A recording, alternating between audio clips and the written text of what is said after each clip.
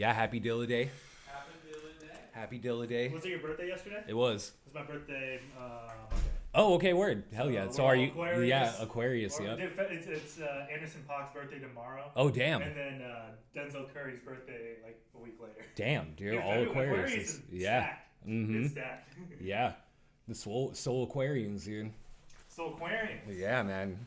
We're all. Dude, you even have the Dilla shirt? Yeah, I got that. I had to wear it for the day. I didn't listen to all of Donuts. I didn't do my homework of Donuts. But I did listen to Shining quite a bit. I listened to it twice a day, actually. Okay, yeah, we'll get into talking about that too, because The Shining is one of my favorite albums. Really? Yeah.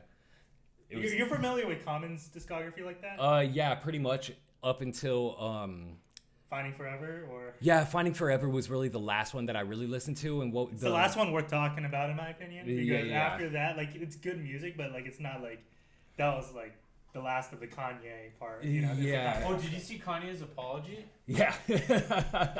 Sorry for being anti-Semitic, everybody. It was It was the brain injury. it was the brain injury. So you're even familiar with Electric Circus? Yeah, I mean, somewhat familiar. Whenever I first listened to it, it wasn't. I don't go to Common for music like that. The first listen that I had with it didn't strike me because Finding Forever, and then before that, all of that was hitting really hard, and then Electric Circus was just kind of eh. It's that's one of the most infamous like rap albums in the history. Like it's like the 2000s Yeezus almost. Yeah. Where like it was like, first off, like Water for Chocolate. I did listen to that today as well. Okay, good. And that's like the Soulquarians like almost birth or like mission state or like statement. Like you have every like, and then this was kind of like the end of the Soulquarians era, where like sure they were working, but like they never hit the peaks of like the Erykah Badu's and the D'Angelo and all that. And also, I think whenever Common started acting in movies too, and nothing, not taking away from his artistry or anything at all, because he still spit good. Like after hearing Electric Circus again, I liked it a lot more the like second time years later. It's like a experimental to the point where like it's challenging you. Yeah. And like it's like supposed to like get you to turn it off. Like that's the whole point. Like we listen to Velvet Underground, and there's a song called European Sun where like I'm like, I know what they're trying to do. Like they're trying to make this the most unlistenable shit just so I can like be challenged. You gotta work for it. Jimmy is, what's the song? The Jimmy guitar song. Dude, that song is crazy. I gotta pull up the track list, but that's one of the crazy. Well, one of the skits on Like Water for Chocolate like had me until I got the twist on it. So like at first he's like talking to this chick. He's like, she's like, oh yeah, I love your fucking music, like it's so empowering. And then he goes, and there's this other fucking lady that comes and sees, like, degrades this woman. Bitch, didn't I tell you to get on the corner? What do you say? I don't care if it's raining, hail, and sleet, or whatever. Which song was that again? Bitch, get back on the corner. What were you saying, sister? Yeah. Hold on. Well, at first I thought he was just being corny, like Common gassing himself up. It's a film called Pimp. Yeah. Is that the one? No, that's not the one with CeeLo, is it? No. Okay. Who is that? MC Light. Oh, MC Light. Okay, I know that. I remember that one. Yeah. Because I'm like female rapper. I'm like, oh, Lauryn Hill? No, right. It's MC Light. Yeah, that like Water for Chocolate though. The first Common album that I listened to was One Day It'll All Make Sense. Retrospective for Life. Yes. Yeah. Amazing. I listened to that album I listened to whole like all except for Can I Borrow a Doll. I listened to like a little bit of it, but like Resurrection and Onward, dude, that respect, because the Lauryn Hill chorus is just like, oh god, yeah, perfect. That shit hits. Yeah.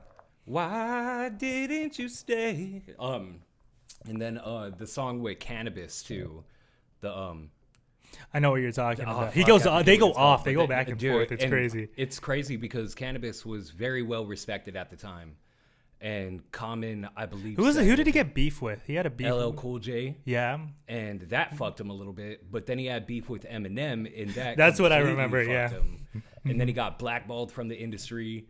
If you lose to Eminem, you're getting blackballed from the industry. That's how it works. And then he went insane. Also, like Cannabis just started rapping about some crazy shit, dude. But I listened to him the whole time.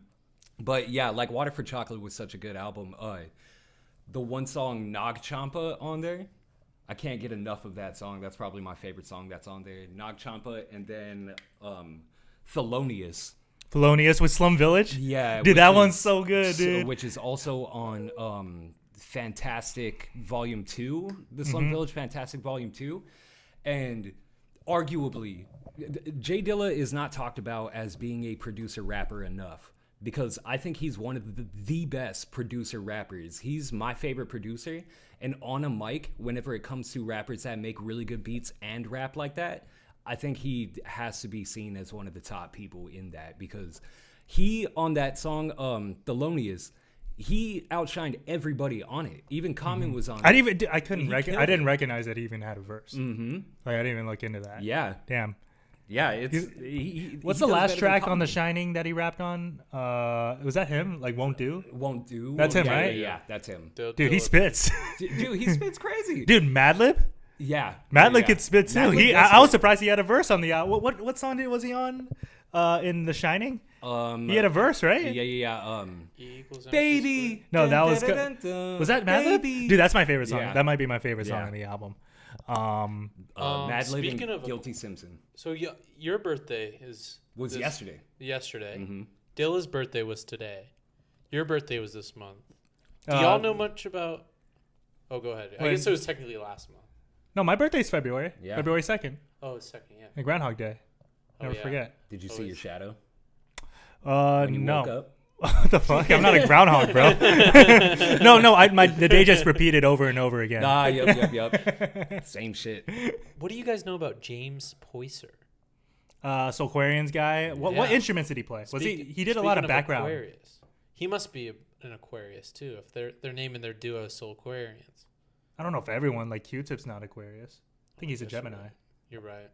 I don't know. I think he might be an Aquarius. That's the coolest thing about Q-Tip. Q-Tip's sauce scene, because Soulquarians is basically the descendants of the Native Tongues, Tribe Called Quest, De La Soul, right? Like infusing like black music and bringing it into like a modern context. That's basically what this is that's what Common, J Dilla, they bring in soul music, like old R&B, old jazz, and bring it into a hip hop context. And Dilla, sometimes he does R&B, like he works with Erykah Badu. I'm pretty sure he works with Jill Scott, all those guys, all those R&B artists, and they just like bring this like soulful energy, and I think like you carry it on with like J. Cole, and J. Cole just dropped the Fall Off, and he referenced Common on the fucking song. He's like, I never knew that's like water for chocolate. Yeah. That's been referenced a lot too. And yeah, I listened to that. I listened to half of that album so far. I think so far so good. I've been hearing a lot of different this is my first reaction. It's a J. Cole album. If you're a J. Cole fan, I think you'll think it's fantastic. Right. But if you think J. Cole kind of gets way too comfortable with his sound and he never really challenges you and tries something different or tries something like interesting, then you're gonna think it's a little boring. And I'm on the second side. That part. Yeah, because J. Cole always drops albums. The J. Cole fans will eat it up. It sounds like a J. Cole album. And I'm just not particularly drawn to his type of sound. I think it's a little one-dimensional sometimes. I think when you look at a guy like Kendrick, who's like really expanding his sound. Right. Well, Kendrick's super experimental anyway. My one of my homies calls it ghetto yodeling is what he does. That's a good. Whenever he starts getting into his, like he sounds like Courage. He has an indie mentality. Like, dude, imagine if Dilla was still alive, dude. I'm pretty sure Kendrick and Dilla would link up. Oh, 100%. Like they have like such a similar sound. Yeah. Like on To Pimp a Butterfly, Bilal. That's the Soulquarians. Yeah. Like he's worked with a lot of Soulquarians. He worked with like Ronald Isley. He has a very good history of like the music that came before him. And you beat me to the punch there, because when I listened to Like Water for Chocolate this morning all the way through, To Pimp a Butterfly. Yeah, I got like it's a Tribe Called Quest. I got a Tribe Called Quest immediately. I'm like, this guy's just like a concept. That's how, dude. Whenever J. Cole and Kendrick first started coming out, it was back whenever I had given up on hip hop completely. Like it was like I'm at that point right now. No, I'm just joking. Oh man, dude, it's happening. I love clips, but there's always an up and down stage, and I feel like hip hop's kind of at a down stage right now because like a lot of people, they're not inspiring to listen to, especially being somebody that does rap and does want to put together albums and everything. I just don't feel that inspired by too many people nowadays. But yeah, the Clips album's great. I do like the J. Cole album so far. There's a lot of good things. But whenever Kendrick and Cole were first coming out, I was being like a hip hop elitist, like a hater, like, oh dude, they're just fucking the next mainstream, you know, like I don't give a fuck about these guys. But then I heard Promise That You Will sing About Me, and I was like, this is who you guys are talking about? Like, oh shit, okay. And then whenever To Pimp a Butterfly came out, I studied that album. Like, it was such a good album because it reminds you of like old school stuff that like Soulquarians. Soulquarians, I think, is like the main. Their influence in like indie rap and underground hip hop and like Alchemist. Look what Alchemist is doing. Look what Billy Woods is doing. Like all these like underground guys, I feel like take a piece of what the Soulquarians did, and even Stone's Throw. You know Stone's Throw, the freaking that was Madlib, and then Anderson .Paak eventually was in it, and then a bunch of like underground like indie legends. MF Doom, like Stone's Throw is also like should be talked about as one of the greatest like music labels ever. It was a label. Yeah, it's a music label. Well, and they're not talked about that much because, especially nowadays, because their name has been kind of besmirched with the way that they were treating their artists back in the day, that apparently nobody knew. It was just seen as like this dope label that has a bunch of dope people, but then, there's been a bunch of scandals, you could say. Like, I forget the dude's name, but he's the guy that has MF Doom's rhyme book, and Peanut Butter Wolf, the owner of Stone's Throw, is trying to get the book back, but also Peanut Butter Wolf apparently wasn't paying people the right amount of stuff that they were supposed to be getting paid. It was like a lot of scandal going on in Stone's Throw. So even the artists that worked for them that could have given them a big name don't even talk about Stone's Throw because they basically say that I didn't know they were that. kind of fucked over by them. Dilla was also Stone's Throw. Yep, for Champion Sounds. Yeah, for Champion Sounds. Madlib, MF Doom. Those are just to name it through. Metaphor. Yeah, damn Metaphor. Was Guilty Simonson also going? Yeah, it's literally this whole camp. It's crazy. Yeah, no. And then Dilla was just, he was so part of so many, because he was also on Tribe Called Quest. He was with Beats, Rhymes, and Life. He was like the guy that people knew him. Consequence. Well, also, like they say that Q-Tip actually stole beats from him. I wouldn't be surprised. A long time ago. And Q-Tip never admitted it. And then it was some years back. He finally admitted it. He was like, yeah, like, I was kind of like jacking his style or whatever. I have to paraphrase. Here's my like philosophy of that. I think Q-Tip started the whole jazz rap type shit, but I think Dilla did it so well that Q-Tip saw that. I'm like, damn, give me that shit. Even Kanye. No, Kanye's the same way. Like Kanye, like I think he's the best producer, but like compared to what Dilla was doing, like he can't touch what Dilla was doing. The drums that Dilla was doing. Kanye wanted to be Dilla. He wanted to be Dilla. I think he did a more mainstream, more appealing version of Dilla. Yep. Like the samples were more fleshed out. They weren't as choppier as Dilla, because that song Playa. He took Dilla to the mainstreams. Yeah, he did. In a way. Also with B, that album was produced a lot by J Dilla too, and it was like co-produced by Kanye. Kanye had most of the, I think Kanye had most of the beats. It was 2 tracks that Dilla did. A lot of the beats were Dilla tracks before, and Kanye just like put stuff on top of them. And I've heard that their relationship, at least Kanye and Common's relationship, is that like he would like Common has a very like expansive taste in music. Like he listens to a lot of old soul stuff, so he would like listen to a soul song. He's like, oh shit, Kanye, you listen to this, do you think you could chop it? And he like they inspire each other to help. Like he inspires him to chop, and then he inspires him to write rhymes and stuff. So they have such a great chemistry. I'm sure Dilla is in a way similar, but Dilla is such a technical, like I don't know, he's just on a different planet when it comes to producing. He can play a lot of instruments. He can play a lot of instruments. His MPC. He inspired the way jazz performers played after he would make beats, because I can't break it down exactly, but Dilla made a certain specific rhythm that nobody was doing before. It's hard to explain, but it's like off key. It's off beat too, like a little bit, but it sounds so good. I think the entirety of underground rap it's called takes humanizing that sound. His beat. It's like, or I don't think humanizing is the right term, but in production, it's where like when you use a beat grid, it's always perfectly on beat. Like where the 1 is always on the 1, the 2 is always on the 2.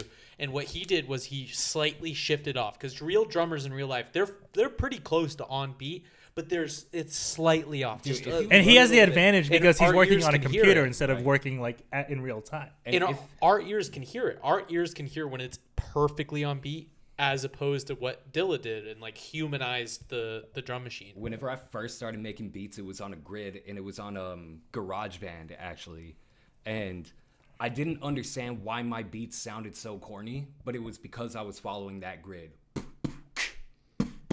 Sounded like a robot. And it just sounds like a robot, and the hi-hats just... And everyone's done it. Like Dilla has a way. Like I don't think it can really be replicated like that. I mean, it's tried. People if you tried. look at- if Alchemist kind of does sort of. Right, he does a little and Ninth Madlib Wonder, does sometimes, Ninth Ninth Wonder. Wonder. But if you look at the tracks inside of the programs and you look at where the drums hit, that's actually what I started doing to get my drum rhythms better, because you could see the spikes where the snare and the kicks are. You looked at the And waveform. then you start putting it in places and it's like, damn, this shit is all off center. Like it's everywhere, but then once you put it all together, it starts coming together. So that's why whenever I started making beats or getting better at making beats, my drum patterns wouldn't repeat for like 16 bars, 8 bars. Like the drum would be off just so slightly, and then you have to hit it at the end, and that's totally a Dilla tactic. Like that's from Dilla. And you know Dilla and Common's relationship, like they were roommates.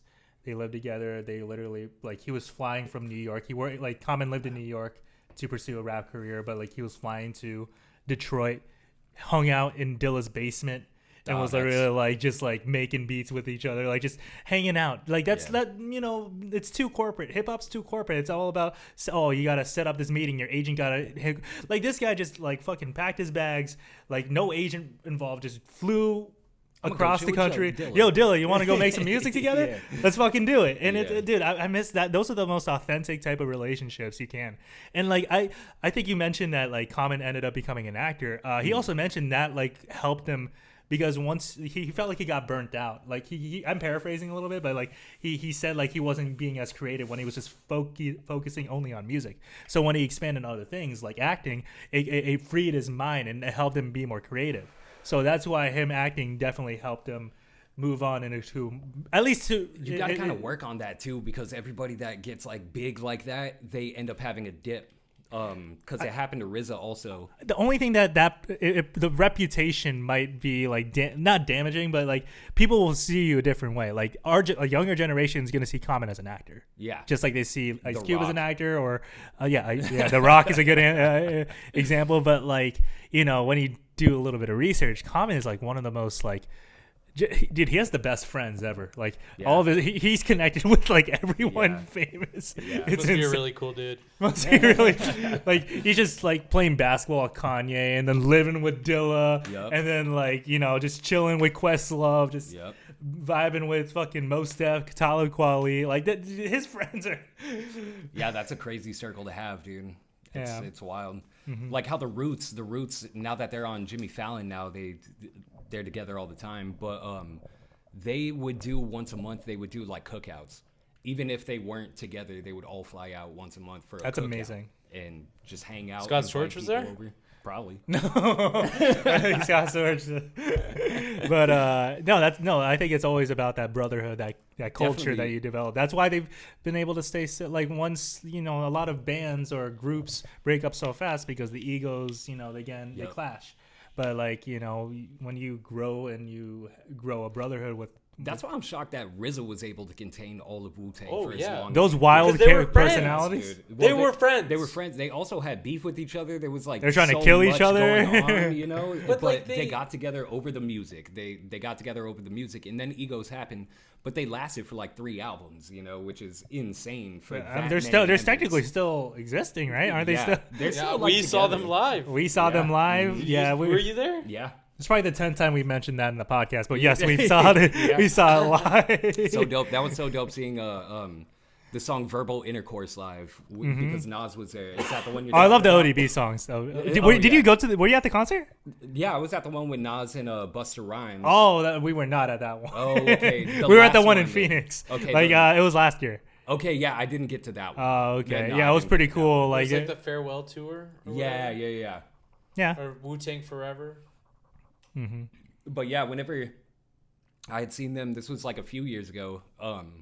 Nas was there, and they did the song Verbal Intercourse, which I never thought I would be able to see live. Because I'm like, there's no way I'm going to see Nas and Wu-Tang live. And even if I do, they're not going to perform that This song. is that lights, camera, action, right? Yeah. Lights, cameras, and action, glamour, glitters, and gold. Yeah. Classic. That shit was crazy. My 13-year-old self was You screaming. were 13 when you saw Whenever that? I first, no. I saw it a few years ago, but I was 13 whenever I first you started felt. listening to that. Okay, yeah. You know what I was so impressed by them? I've seen a few rap artists, like big rap artists live, no backtrack for Wu-Tang. Yeah. Mm-hmm. They're rapping. Mm-hmm. And they know their shit. They're hitting it. Like, it's not like... Their breath mumble. control. What Yeah, the breath fuck? control. They know they don't run out of breath. They know how to fucking. It just when I watch, I'm like, these guys have been doing this for decades. This is like them like riding a bicycle. Like, this is what they do. They just Like, jump on and start doing it. Yeah. You know who was really impressive at that same concert that I'm mentioning was Busta Rhymes was there, and he kind of stole the show. Because that motherfucker, he's just as old as they are. Dude, he's on The Shining. He's on The Shining. Yeah. He's on Missy Elliott's Super Duper Fly. Well, he's also, on. he has, I'm pretty sure he has the most songs produced by J Dilla out of any rapper. Are you sure over Common? Yeah. Really? Yeah, I'm pretty sure. I don't know any Busta songs. They released a whole album together. I didn't know that. Yeah, Well, I gotta check out the Busta But it got Dilla. held back for a long time because of the J Dilla estate and the record labels arguing over who owns the beats, actually. So Busta wasn't able to put it out, so it got like canceled for a while, but then it came out. And so yeah, Busta has a bunch of tracks with J Dilla, but that motherfucker still Did he do Look at Me Now? the breath control is crazy. I don't remember actually. I wouldn't be about that surprised time. if he did, but then again, he is at like a more hip hop purist thing. And I don't know if hip hop purists would appreciate a Chris Brown song. Yeah. That's more like a club type shit. Yeah, but, right. Yeah. But That's for damn but sure. Busta Rhymes has gotten his hands on every type of music. Like Yeah. he will be the most mainstream shit, but he'll be in the most underground shit. It's kind of like, yeah, he's one of those guys. But going back to Dilla, The Shining, this is your favorite album or one of your favorite albums? Yeah, one of my favorite albums, because at that time I was in high school at the time, and I was listening to Wu-Tang, I was listening to Eminem, I was listening to Cannabis, Common, Madlib, that kind of stuff. And everybody at school was listening to like Lil Wayne and 50 Cent, which I still wasn't on the Lil Wayne train yet. Actually recently I've been. It took me a long time to get on the Lil Wayne train. Dude, because I was like, fuck everybody. The people that listened to him were pricks. So I didn't even listen to him because I'm like, he's influencing these people. But then once I started giving him a chance, I was like, oh shit, I missed out. But so everybody else was listening to that stuff. I wasn't finding too much like new music that I wanted to listen to. Was Ye not on your radar yet? Ye? Yeah. Yeah, he was. Okay. He was actually the one of the people that I was rooting for in the mainstream. Because whenever him and 50 Cent had their whole Of course. who's gonna win, I was going for Kanye 100%. Of course. And I loved that album, Graduation. But then I was listening to like Mad Villainy and stuff like that, and then J Dilla had popped up on my radar, and then I was at a CD store one time and I saw The Shining, and I was like, oh shit, J Dilla, okay, let's try it out. It was my first J You did Dilla not know he album died ever. yet? He didn't die yet, because he died in 2007, right? No, 2000. He Six? died February 10th, 2006. 3 days. Six. 3 days after his birthday. Yeah. But The Shining, I think, is a posthumous album. Okay, yeah, then maybe I didn't remember that, or I didn't know that he died yet. Yeah, that's But so I crazy. picked up that album and I listened to it, and those shirts that came out after he died, J Dilla changed my life. No, I was not. We're young. We were Oh, not yeah, around I this time. I forget. Well, after Dilla died, Dilla changed my life became like the mantra that people were saying, but they were just saying it because it was like a slogan. But like literally, J Dilla did change my life, because I heard The Shining and I was like, all hip hop should sound like this. Yep. This is the That best was shit what that I I've thought when ever I heard first heard in my it. life at that point, and I was listening to it every day.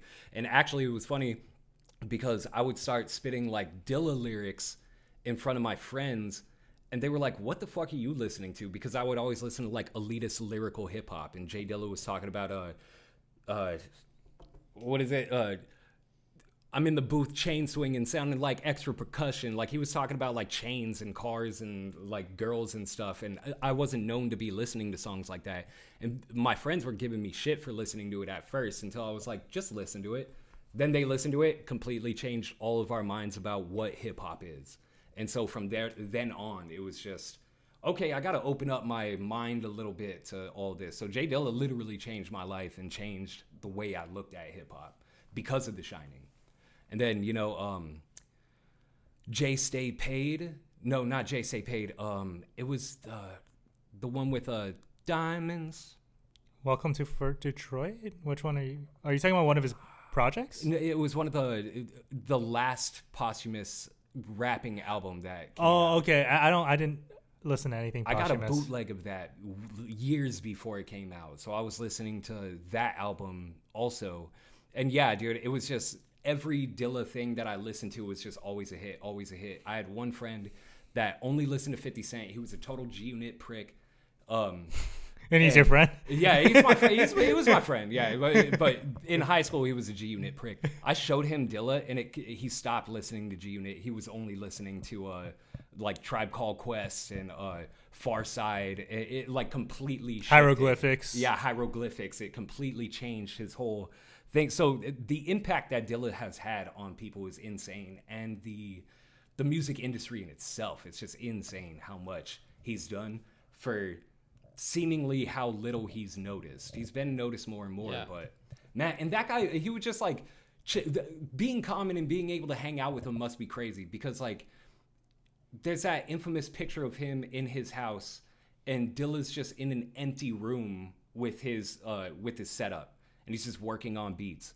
That's all he would do. He just wanted to work on beats. He was invited to the Grammys. He won a Grammy with Erykah Badu. He didn't want to go. He's like, I don't give a fuck about all that. Even though he rapped Erykah about thought that was so fucking funny. Even though he rapped about like being braggadocious and pulling up in big trucks and flexing on motherfuckers, like he wasn't like that. He was just like, I just want to work on music and chill. Yep. Which is so commendable. Dude. And going back to kind of Dilla changed music, and what I thought kind of changed music that you kind of touched on a little bit there was Kanye and 50 like cross promoting. Mm-hmm. Like those weren't the same record labels, right? No. Wasn't like under the same umbrella. Mm-mm. And that was like two artists. Like I know they were like competing or whatever, but in a way they're both promoting each other's albums. For sure. In like Just like Jay-Z and Nas promoting each other's albums. A lot of people probably bought both the Blueprint and Stillmatic. I don't think people really choose sides. People just like good music. Hated each other though. Yeah, but like, what about Drake? Did he drop an album during the beef? He did. No, I don't think. I think he just dropped a couple tracks. He dropped the Valentine's Day album. Oh, that was after the beef. Like it was a week after the the Super Bowl performance. Yes. Mm-hmm. And I listened to that album, and it's not bad. I didn't like it. You didn't like it? There were a few songs. Die Trying, I think, is like a banger. I think that song's actually really good. There were a few songs on there that was like, if the whole album sounded like this. No, that song was like, if Drake performed this in like a tiny desk with like an acoustic version, I think it would be amazing. But that's beside the point. So you discovered Donuts after. So Shining was first, and then you went to Donuts. Yeah. Were you disappointed that Donuts doesn't really have any verses? No, because I was still I was actually looking for instrumental albums, because I was writing at the time, and it was before a time that like none of my friends made beats. It was like I would look up beats on YouTube, like cool Wu-Tang sounding beat or like shit like that, and then other albums that were beats, like I would buy the Beat Conductor albums, I would buy the from Madlib, and I would buy the Special Herbs albums from MF Doom, and try to rap over those, but those are Metal Finger. It's a Metal Finger. Yeah. And so I wasn't able to rap over it. So Donuts, whenever I first heard that, I instantly started writing to it. I wrote a whole album to Donuts. No shit. Yeah, whenever I was like, I think 17. That's pretty cool. Yeah, so I loved the album. My sister, though, because at the time, my shower didn't work at my house. So I had to go to my sister's house to take showers, and I would bump Donuts. She fucking hated it because she was not into hip-hop at the time. And there were certain songs like... Working on it. Yeah, working on it. It's like, turn it down. Working on it. Which is, great song. What is that? What's it? Smoking a spliff. Oh, how does it go? I can't believe he found this sample. So sparkle and gleam, light up the sky. Light up the spliffs. Yeah, whenever he cut that from something else. He was so good at players Player. But it was a different line. It was like It's in this the guy original singing song. Claire. Yes, And he's and going, then he Claire, and he's like a corny. and then he changed the and then it sounds. Kanye's done this too. Kanye's done like where he switches the words from the original sample. And I wanted to get into this too. The two people when you think of like soul sampling and like chopping samples, I think of Kanye and Dilla. Very different approaches. However, I hate to say it, but I was introduced to this type of sound through Kanye, and I think Kanye, I like that he lets his samples breathe rather than being super choppy compared to Dilla's. That's just my personal preference. I respect what Dilla does, but I do prefer the Kanye sampling. Matthew better. does that too with soul samples at times where he just lets it play out. I don't know, man. Dilla's. I have to put Dilla at top for that because there's one song. It's called "Love It Here." It's a beat, and it started as a beat, and then Elzai used it on one of his albums, The Preface, I think it may have been. But I heard the beat first, and legitimately, whenever I heard that beat, the first time I've ever teared up over, and I think the only time I've ever teared up over hearing just an instrumental with no words on it.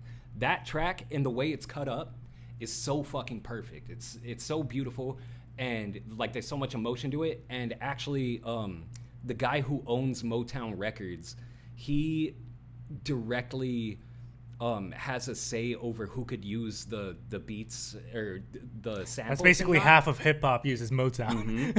And so he was in an interview, I forget who it was with, but they were showing him samples of Motown beats. He's like, for the most part, he's like, it's okay, but he's still kind of in the mindset of like, hip hop isn't a real music. You're just making a collage, basically. You know who the owner of was it Motown Records is? Barry Gordy. His son is the dude from LMFAO. Oh, okay. So if he hates rap, then he must really hate his son. Right. But then they showed him J Dilla beats, and he straight up was like, if you're gonna be sampling Motown, this is what it should sound like. And so Dilla's influence. I mean, Kanye's great too. He has so many good beats. But top for me is Dilla, and then of course like Ninth Wonder. The way he cuts soul samples. Oh, little brother, dude. Yeah. Little Brother is like they might be my personal. I think I might put them a little bit above like the Slum Villages. Oh damn, okay, yeah.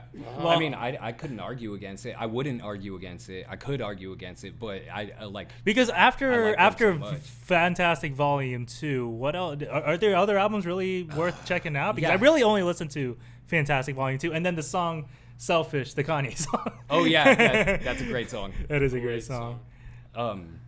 Some say that Dilla. I heard somebody talking about it, but like I didn't fact check it at all. But somebody had said that the reason Dilla went so hard on Donuts is because of that song, because Kanye was like showing up the rest of Slum Village, and Really? it was like, well, okay, I'm gonna fucking go all out then. I forgot to mention about Donuts. He was so he was dying at the time when he was Yes. making Donuts. He was on his deathbed with an MPC. Like when he said like all he wants to do is make music, he was on his damn deathbed Yeah. with an Pancreatic MPC, literally just making donuts as he's dying. Yeah, and his skin was so paper thin that it was hurting him while he was doing it.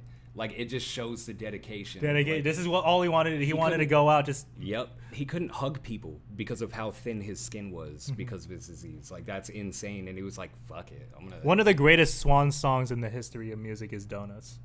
Because Shining is posthumous. I don't know if it was planned the way Donuts I felt like he like calculated. Like he Yes. wanted to release this 3 days before he passed away. Like this is meant to be like this is his farewell. Yeah. And that's What like about Black Star? What do you mean? What about Black Star? David Bowie.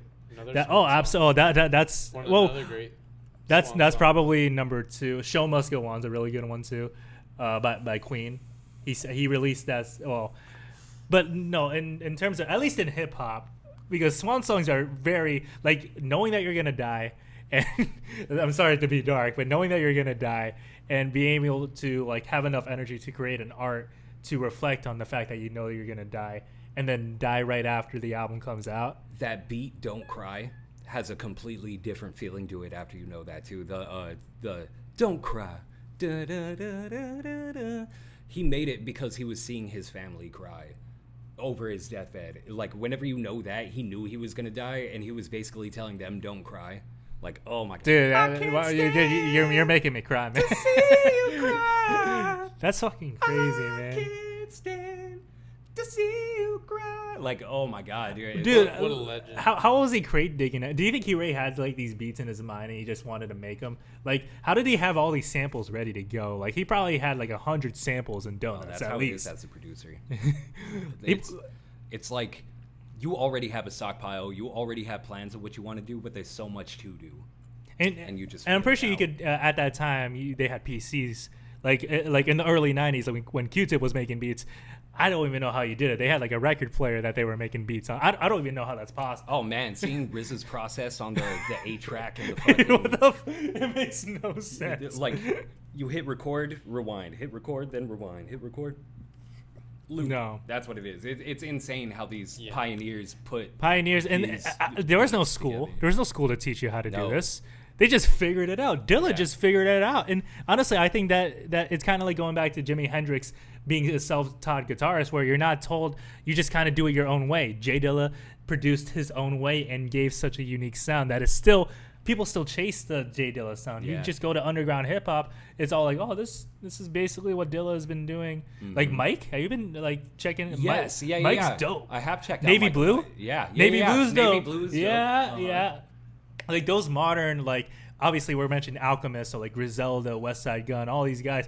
I feel like the production that they pick is in some way like it obviously all Heavily stems influenced. from Dilla, but it all stems from Tribe. But Dilla was like another pioneer, and he's like Yeah. he followed the Tribe sound, but like put it in like, And I mean, Dilla was also doing his own sound while Tribe was doing their sound too. it's true, yeah. So like it kind of came up together.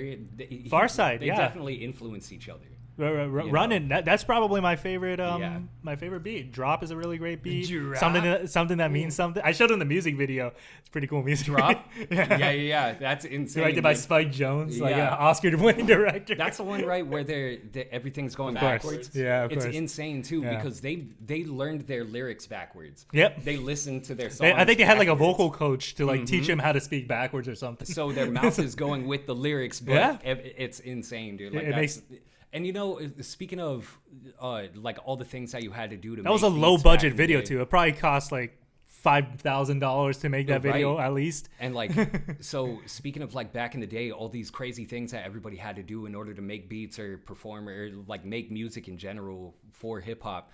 Nowadays, it's So a easy. little oversaturated because it's so easy. It's so you easy know? to release, so easy to get your name out And so, there. like, even making music videos is just like everybody has a camera on them at all times, you know. Like, and you make stuff for the TikTok or you make it for that. Like, we're in such a different climate now. Like, let me tell you how because I said I first started making beats on GarageBand, but actually, me and my homie Caesar, there was this video game called the Music Maker for PlayStation 2. it was an actual like game that you can make. It was music. a game, yeah. No shit. And it was like a preface to like GarageBand and Logic and stuff like that. But they had only pre-recorded like stock samples that you could use, and you could only have 1 BPM. But if you changed it from like hip hop to jazz, like the BPM would change, but you couldn't change it yourself. And then so me and my friend started fucking around with that and making like little beats. But then we figured out that if we used the PlayStation 2 microphone, we would put it up to speakers and like surround it with speakers and then play music into the Music Maker and then chop it up from there. Like it was such a like a ghetto rigged. Hey, like, you got to do what you got to do, man. Exactly. Steve Lacy made his demo tapes on his phone. Mm-hmm. Like, you just got to do what you got to do. and now there's so much accessibility that, you know, I hate to say it, but it is kind of, it's oversaturated. You just don't know who to listen to. But honestly, as a music fan, Uh-huh. it's a luxury because not only do we already have music in the past, but we have new music, and like I think there's more music in the past like 10 years that's been made than in the past like 50 years before that. You Yes. know, music's just getting made every freaking second. And there's a good and bad, to it all, because yes, there is a lot of music and a lot more people. And plus, have you got more. AI that's gonna add another. Oh man, let me tell you about that in a second. But yeah, like there's more people that are coming out with music, and it's more independent now.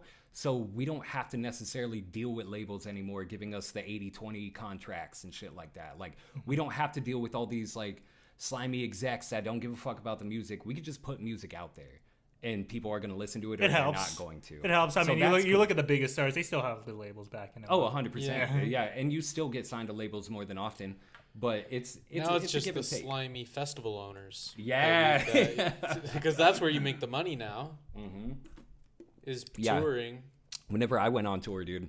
You still need a label to book a stadium tour, and there's you can count on one hand how many artists can do a stadium tour. Yeah, Taylor it's very Swift different. just did one. Maybe Ed Sheeran.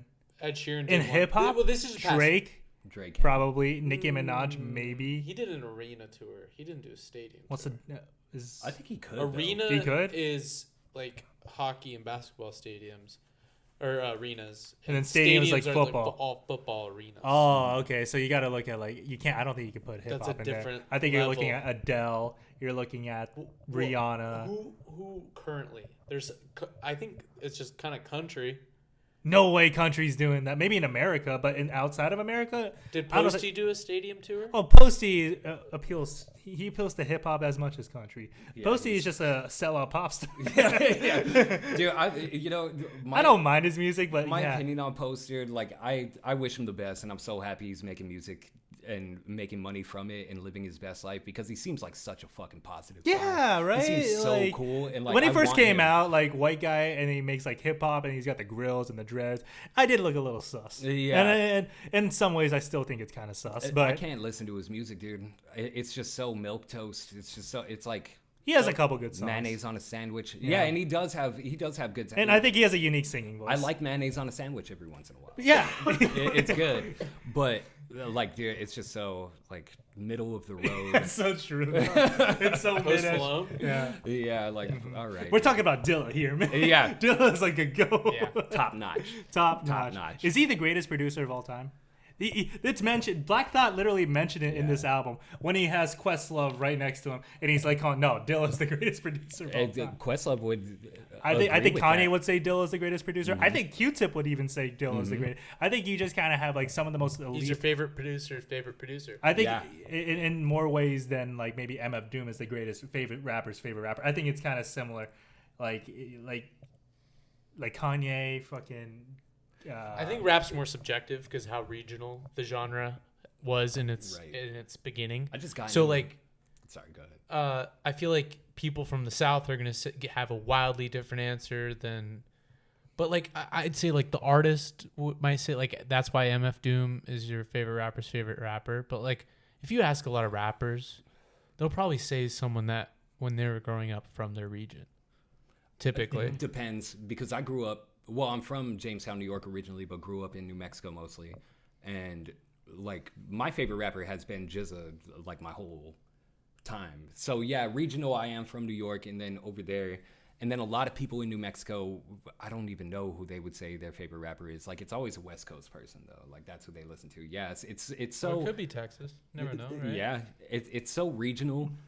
You're right on that. And Top also, hip hop's or rapping itself is so subjective too, because it comes with like different flavors of like what are you looking at? I got into an argument online with somebody because he was defending Action Bronson over Ghostface. I'm like, why are we still talking about this beef anyway? But if you want to put it down, I'm like, nah, dude, Ghostface is better than Action Bronson. If you look at all everything that goes into it, he was the first verse on 36 Chambers. What the fuck else? I named a bunch of stuff. But then he was like, yeah, but Action Bronson's better, with the bars. And he started bringing up his bars and stuff. And I'm like, I can see the way you're saying that. And usually I agree with stuff like that. But for that he could rap. He's flavor- no lyricist, I'd say. Right. And for that flavor, Ghostface is more anecdotal, where he's just talking about his life and he's putting flavor to And it. he's just more technical, and he's just more Yeah. wordy, and he has better and vocabulary. he does have bars too. Of course you know, he does. and He's like- one of the greatest rappers to touch a microphone, Yeah, by far. exactly. Yeah. But if somebody says that they like Action Bronson more than Ghostface, I think I that's- can't really like argue with that necessarily. Because as a person, I love Action Bronson. Yeah, he's hilarious. Yeah. And he just has so much charisma. Like his tiny desk is so fun to watch. He's just a great guy. He just looks like a guy who just like his passion. It's kind of like watching Mac Miller. Like Mac Miller, sure, it's a white dude in hip hop, but like it's Mac just Miller's someone better though.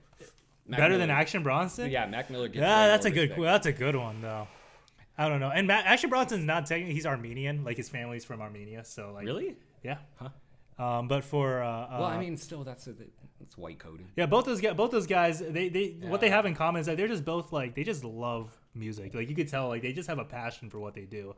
It's not them trying to steal from like a black culture. It's just them trying to enjoy the music that they're passionate about, and you could hear it through their music. That's why Mac Miller has such a great. He's so accepted in the community, and he has such a great fan base. Same with Action Bronson.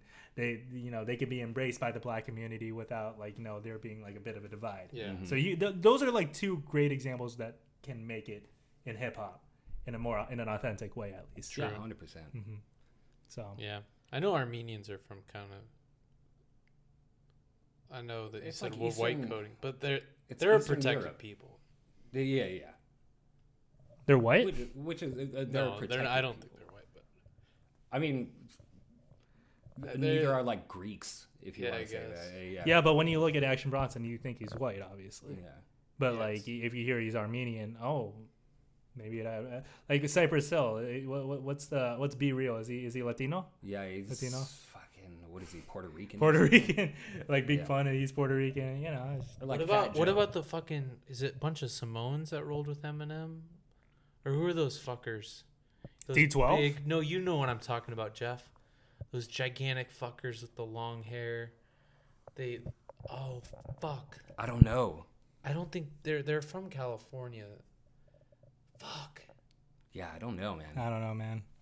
Let me But do yeah, some research. rap is so subjective. I feel like whenever it comes to rapping, and then whenever it comes to beat making, to bring back J Dilla, it's kind of hard to say the greatest, especially if you're looking at the masses, because the masses listen to hip hop because they want to escape from their everyday life. For the most part, they want to like go to a club, or they want to hear somebody talk about crazy shit that's happened in their life, or gangster shit. That's why if it wasn't for suburban white kids, like hip hop wouldn't be as big as it is right now, because they're the ones buying all the ghetto music for the most part. This is true. Yeah.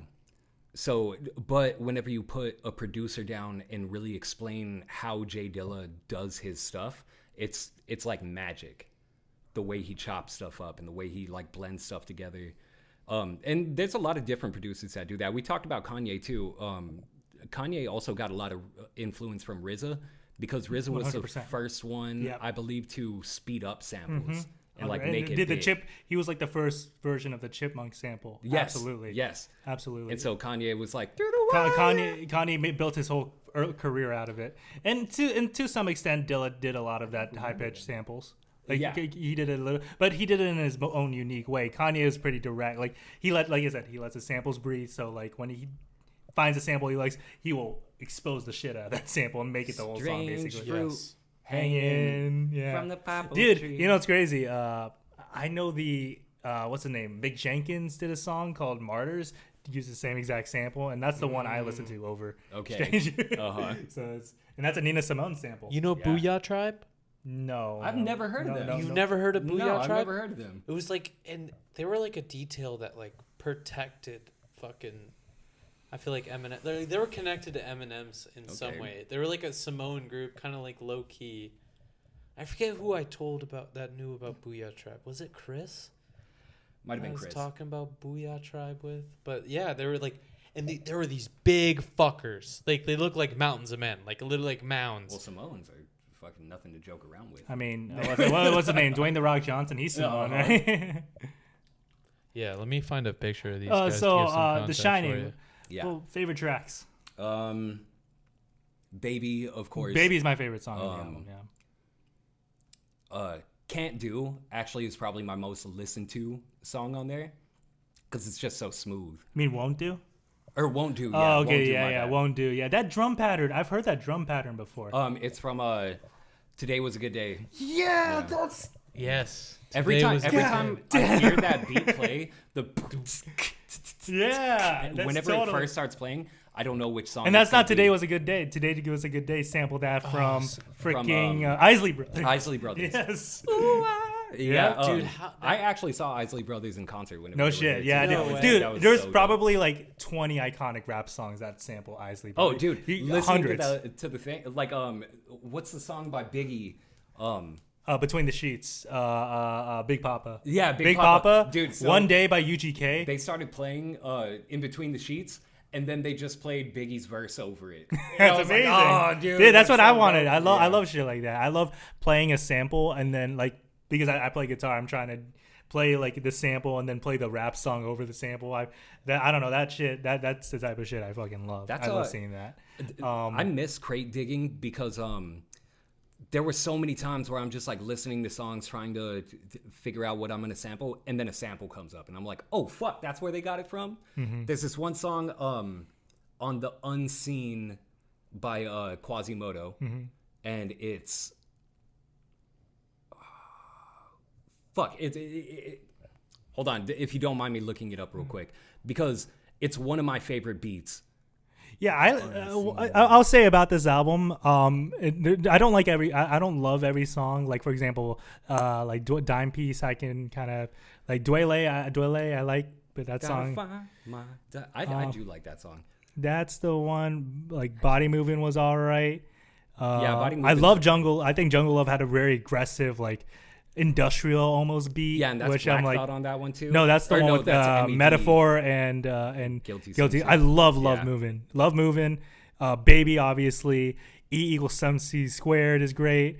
And I like to geek down. I like geek down. Dude, that sample is crazy. I would always whenever I first put in the album, I had it on loud, and you just hear, "Hey yo, hey yo," from Dude, Busta. dude. And then my mom's like, "What are you listening to?" Because then the kazoo sounding beat comes in.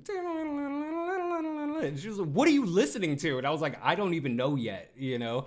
And I was like, "Is this how the album's gonna be?" And then the next song, E=MC squared. It's just more It traditional was just because like, that's like whoa, okay. traditional. That's as like traditional a J Dilla song you can get. Oh, Common, and then you got the I classic forgot to beat.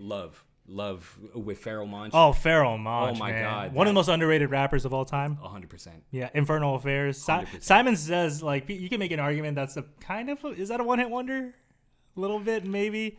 I feel like if you're in the New York scene, like Pharoah Monch is like one of the most well respected hip hop artists. Yeah. But if you're just like a normal person, you hear the da da da da. They're like, okay, I know everyone recognizes that, Yeah. but like they probably couldn't tell you another Pharoah Monch song. I'll tell you that. Yup. Like I even love PTSD. That album was dope PTSD too. was a great album. Like like it's a comeback album almost. Like he Yeah. hadn't released anything in like 10 years, and he released that, and it was fucking dope. There was a song on that album that had like a 10-minute music video, and it was like a short film. Really? Yeah, I forget. Oh, I gotta check it. which His song rapid it was, eye but- movement with Black Thought is amazing. Oh yeah, dude. Broken, I kind of like Broken again, and then Damage was dope because that sample fucking Damage. Who's that? LL Cool J. yeah. Dude, so I do gotta say though, probably my least favorite song on the album, and it's probably my fault because I listened to it so much, was So Far to Go. Let me ask you this. Common. So you Because know, there's two. yes. There's two different versions of it. Before you give that, what do Yeah. you've heard both of the versions, right? The one on Finding Forever and the one here, they're both different. There's different Yes. verses. I think the one here is like I he's like more the one that's sexual. Shining. You like the more Shining? He's like more sexual, more like flirty. And then in the Finding Forever, it was clearly like written as if Dilla passed. So Yeah. like you could use the lyrics and kind of attribute to that. You like the Shining version better? I think I might like the Shining version better, to be honest. I like the Finding Forever version. It was the first one that I heard. Okay. And so I think that's the reason why I like it better. But then whenever I heard the Finding Forever version, I was like, oh, this is cool because it's like, it's the same song, but more to say about it. So I still like both of those versions, but I think that's one of the reasons why it got so, like, I don't like it anymore. I can't listen to the song anymore. That's fair. It's a good song. It's a great song, but I wore it out for myself because I was just like, fuck it. And also whenever I was listening to it, I was like a hopeless romantic teenager, you know what I mean? So it definitely was over listened to. Yeah, so Jake, so J Dilla was part of plenty of groups. Like he was I'm not groups, but like Stone's Throw, then Slum Village, and then the Soulquarians. Like he's just kind of like digging his feet in a bunch of pretty powerful groups. I want to make this claim that I think the Soulquarians is the greatest like collection of artists. It's so up there, bro. Yeah, it's like we didn't even mention Talib Kweli and Mos Def. Like those two alone are pretty powerhouse. Common, like Bilal is a bit of a poor man's D'Angelo, if you ask me, but he's still really good. Obviously, D'Angelo, Erykah Badu, Jill Scott, James Poyster. You mentioned him. Yep. Am I missing anyone? Did I say Erykah Badu? But yeah, what a star-studded cast. Yeah, all from different areas too. And it's not like because Native Tongues, which is all New York, but they went all over. And I think it's like one of my. Because the run, because Things Fall Apart from the Roots. Oh yeah, Questlove too, bro. And if you want to throw in the Roots, basically the Roots. Dude, the Roots. So my favorite Roots song is "Can't Stop This" on the. Is it Phrenology? No, it's on Game Theory, I believe. Oh yeah, that's the one with the dude with the hat. I don't remember the cover. Oh no, the hanging guy, like the hanging. Yeah, the hanging guy. Yeah. Is it Game Theory? Hold on, I'm gonna have to look it up now. I should have done my research again. Mine's What They Do. I think What They Do. But, I named it the greatest rap song of all time. While you look that up, you want to play a quick game? Well, after we finish this thought. Let's So Game Theory. Yeah, it was the Game Theory, and Can't Stop This. Can't Stop This is my favorite Root song because that. Speaking of like getting emotional to songs. That song, I had known that J Dilla passed, and they picked the perfect fucking beat for Black Thought to rap over it. And the more like the whole chorus where he's just like, you can't stop this. I want my people to rock this. Bang this music in your speakers and boxes.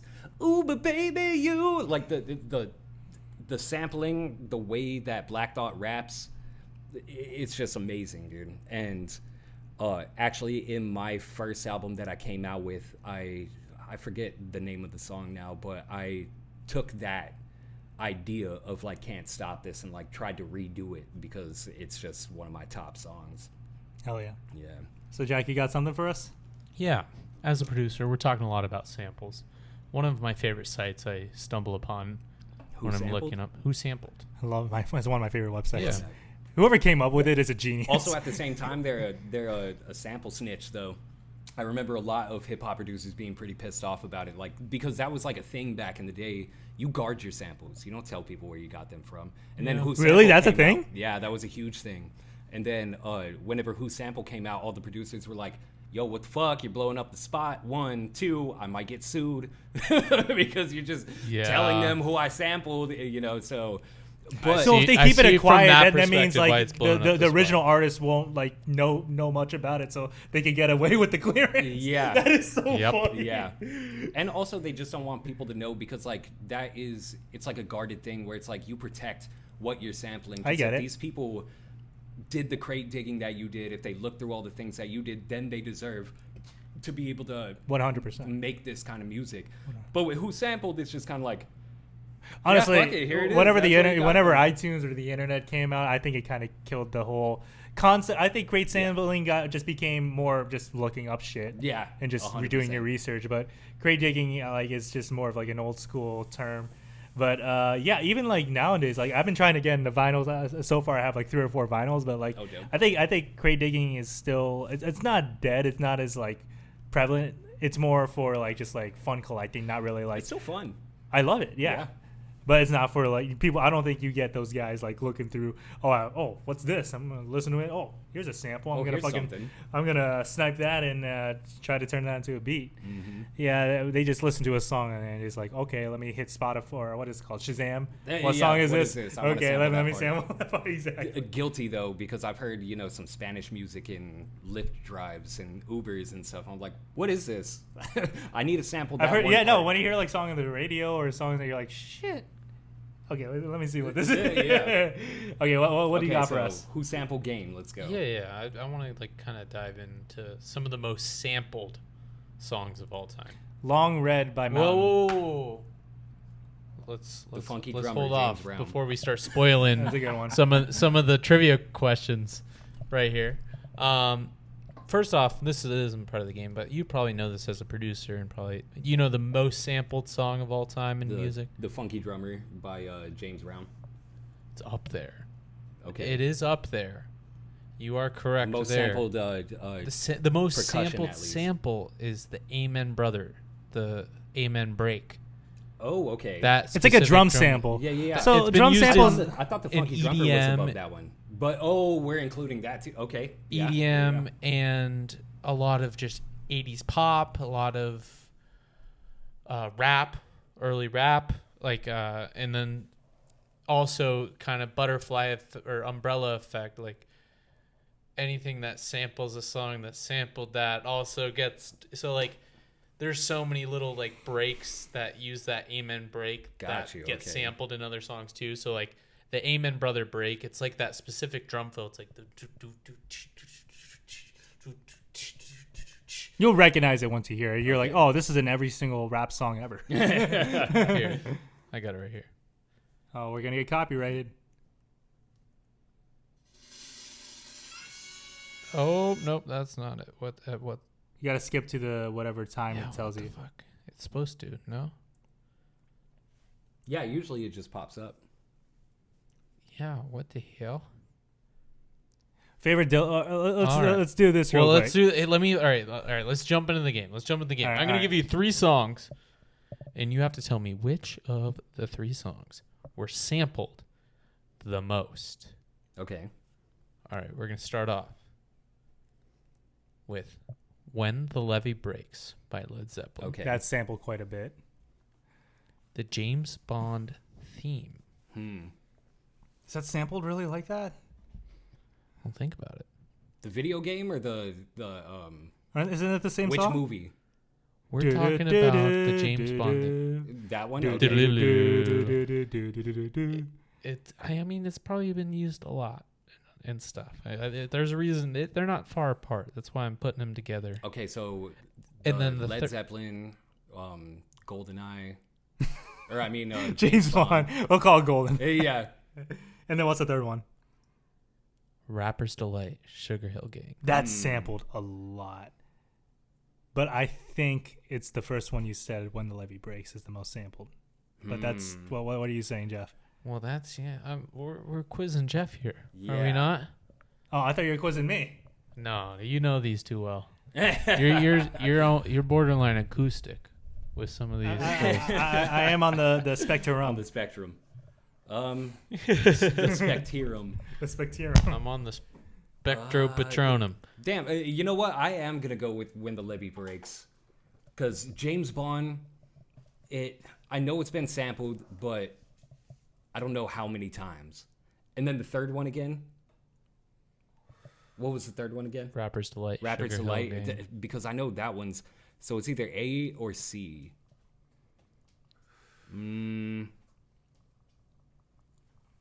I'll just go against the bong and say Rapper's Delight.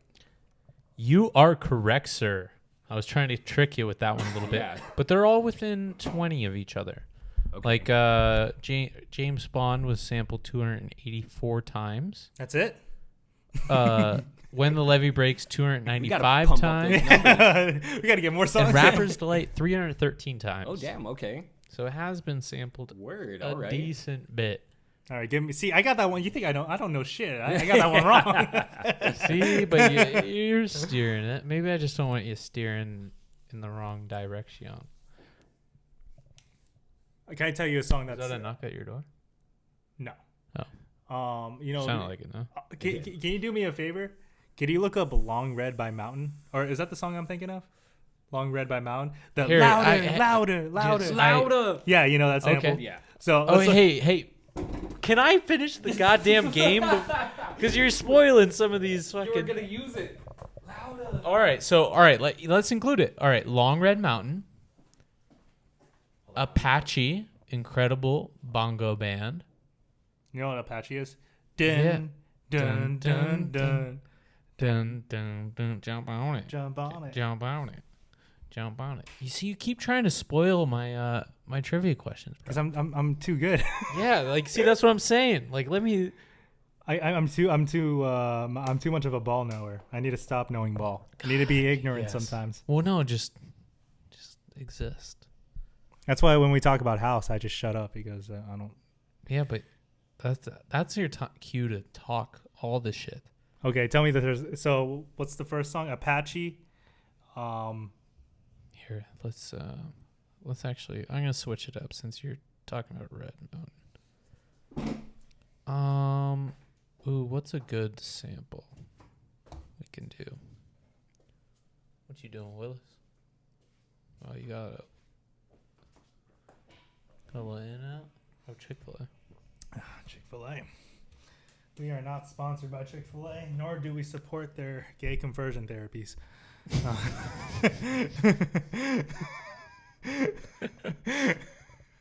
Yeah, actually, we recommend to eat more beef. I'm a chicken guy, so eat more chicken. It's a whiter meat. It's healthier. Red meat, I'd stay away from. But honestly, do whatever you want. This is America. It's This a is choice. America. This is America. I'm pro-choice. No, I'm okay. No, it's just, I'm Don't done. don't catch me. Don't I'm gonna catch you cut that. slipping now. I've always wanted to say that. I've always wanted to say, man, That this you're place. pro. This place has so many choices. I'm pro-choice. I love the idea of making decisions. It's a good All right. stand-up joke. The next one I got for you Yes. is Shook Ones Part 2. You know the song, right? I hope so. Which one's that? Ain't no halfway crooks, or his real name is Clarence. That was the I rapped over that beat freestyling more than any other beat, I think. We're going to go Okay, Apache, Shook Ones, Apache. Incredible Bongo Band. Dun. I just think Dun, of the dun, Fresh dun, Prince scene. Dun, dun, dun, jump on it. Those two Jump on it. Jump on it.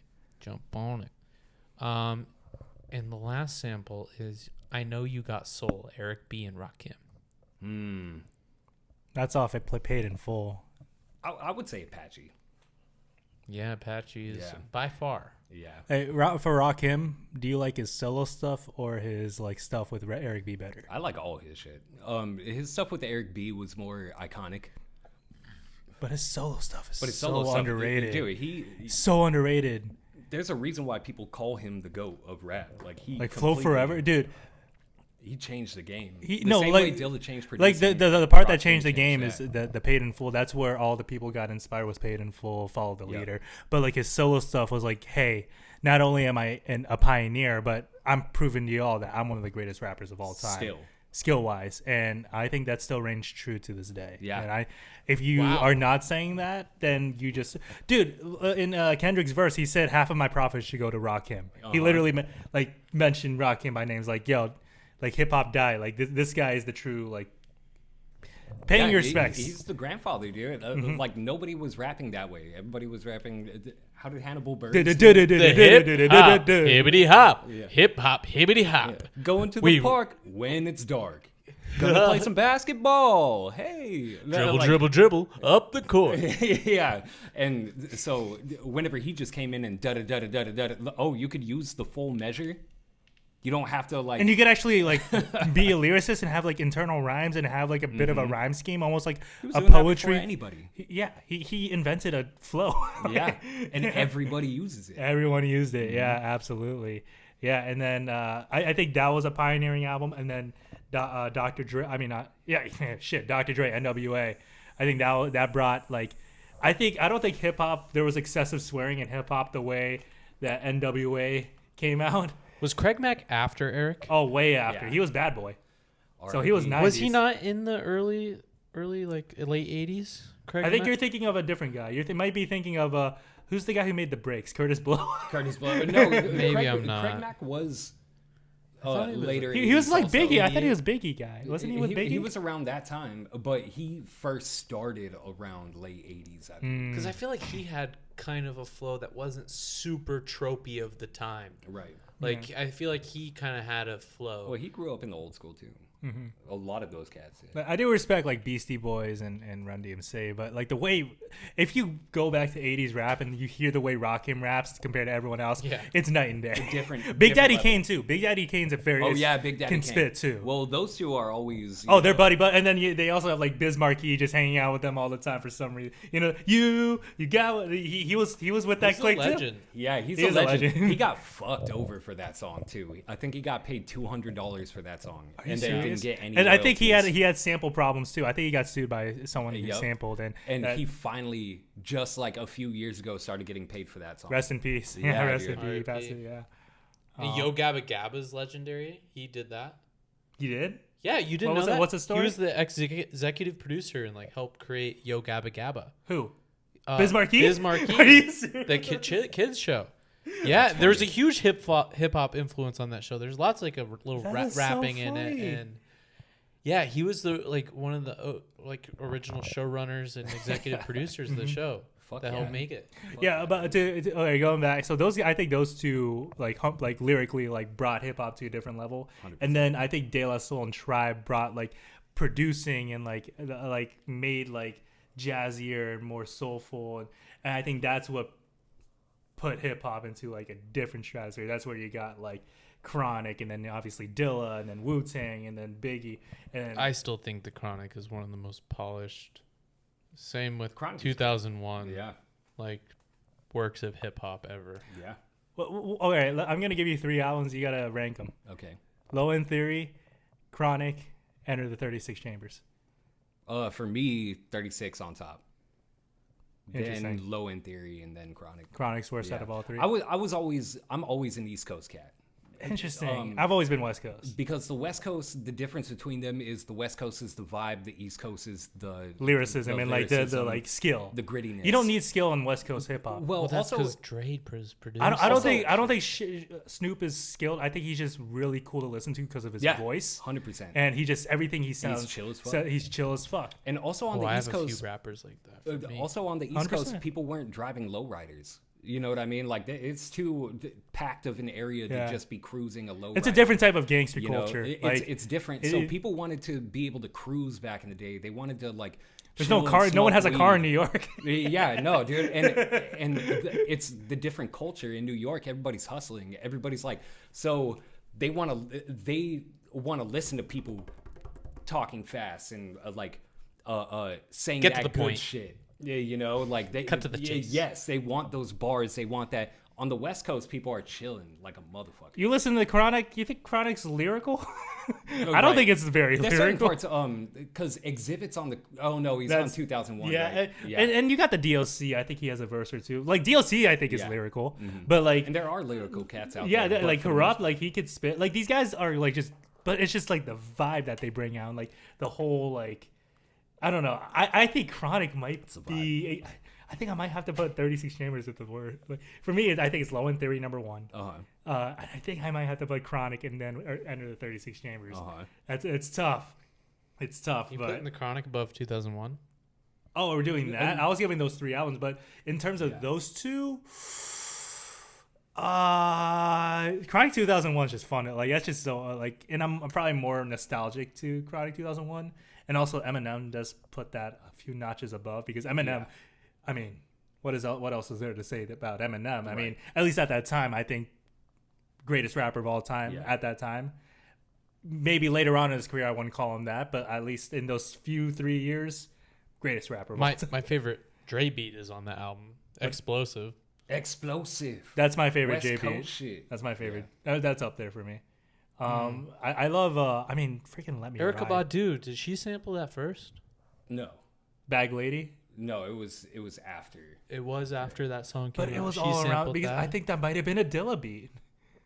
the The one the that guitar Erica rapped sample. over? Yeah, I think that might be Dilla. I think I don't know. I could be think- wrong because Dilla didn't Let's produce do our every song. research real quick. I Yeah, think Dilla they did. used the same beat. But yeah, that like I don't know, like Dre is what when people say the vibe, that has to be what they're talking about. Like the Dre manufactured that West Coast sound. And Shout out to Melman. Melman helped a lot with. He was in the crew, no? I don't know what his contributions are, but I just know he co-produced Chronic 2001. I think he is sort of the genius behind that album. Well, then also High Tech too, because DJ High Tech. Yeah, because High Tech was Dre's ghost producer. Eternal Reflection, man. Yeah. Ooh, dude, Yeah. that's an album we gotta review. That's a good ass album. Yeah, that's a great album, Yeah. and the second one that came out too. That was recently. It was, not recently, but Revolutions Per Minute. Talib Kweli's discography, he has a lot of gems. He A does. lot of- and he's been grinding for. I think he's still releasing music even today. Like I don't know, I haven't kept up with him, but I would. in hope the that he is. 2010s, like I was keeping on him quite a bit. Kind of sidebar, but kind of related to this old school hip hop we're talking about. Do you know much about Massive Attack? No, I don't know too much, but Because they're two British guys, kind of around the same time Tribe was before Tribe, 2 years. Hey, listen to this. So Bag Before. Lady has a credit from Dr. Dre. yeah. So they But use the same beat. the producer, it's credit because of the sample. That's why you got to give Okay. it credit. But it's produced by Erykah Badu herself. Word. Oh, so Erica. So it was Erica's beat Technically, that they sampled on Explosive. no, the other way around. Oh, Because Dr. Dre is credited on this song, I see. at least according to Wikipedia. I think they use the same beat to be. no, honest, it's the but- same sample. It's the Yeah, same sample. I think it's the same beat even. And Yeah. Erica like put things on top of it. Mm-hmm. So yeah, her production, but it was like the same beat. Yeah. My favorite Dre beat, by the way, is "Ring Ding Dong, Ring a Ding Ding Ding Dong." Which I one's fucking that? love that song. It's off of 2001, right? Yeah. Yeah. Um, That one gets stuck in my head all the I time. don't remember that one. Ring ding dong, ring. or is ding that is that off of a Nate Dogg album?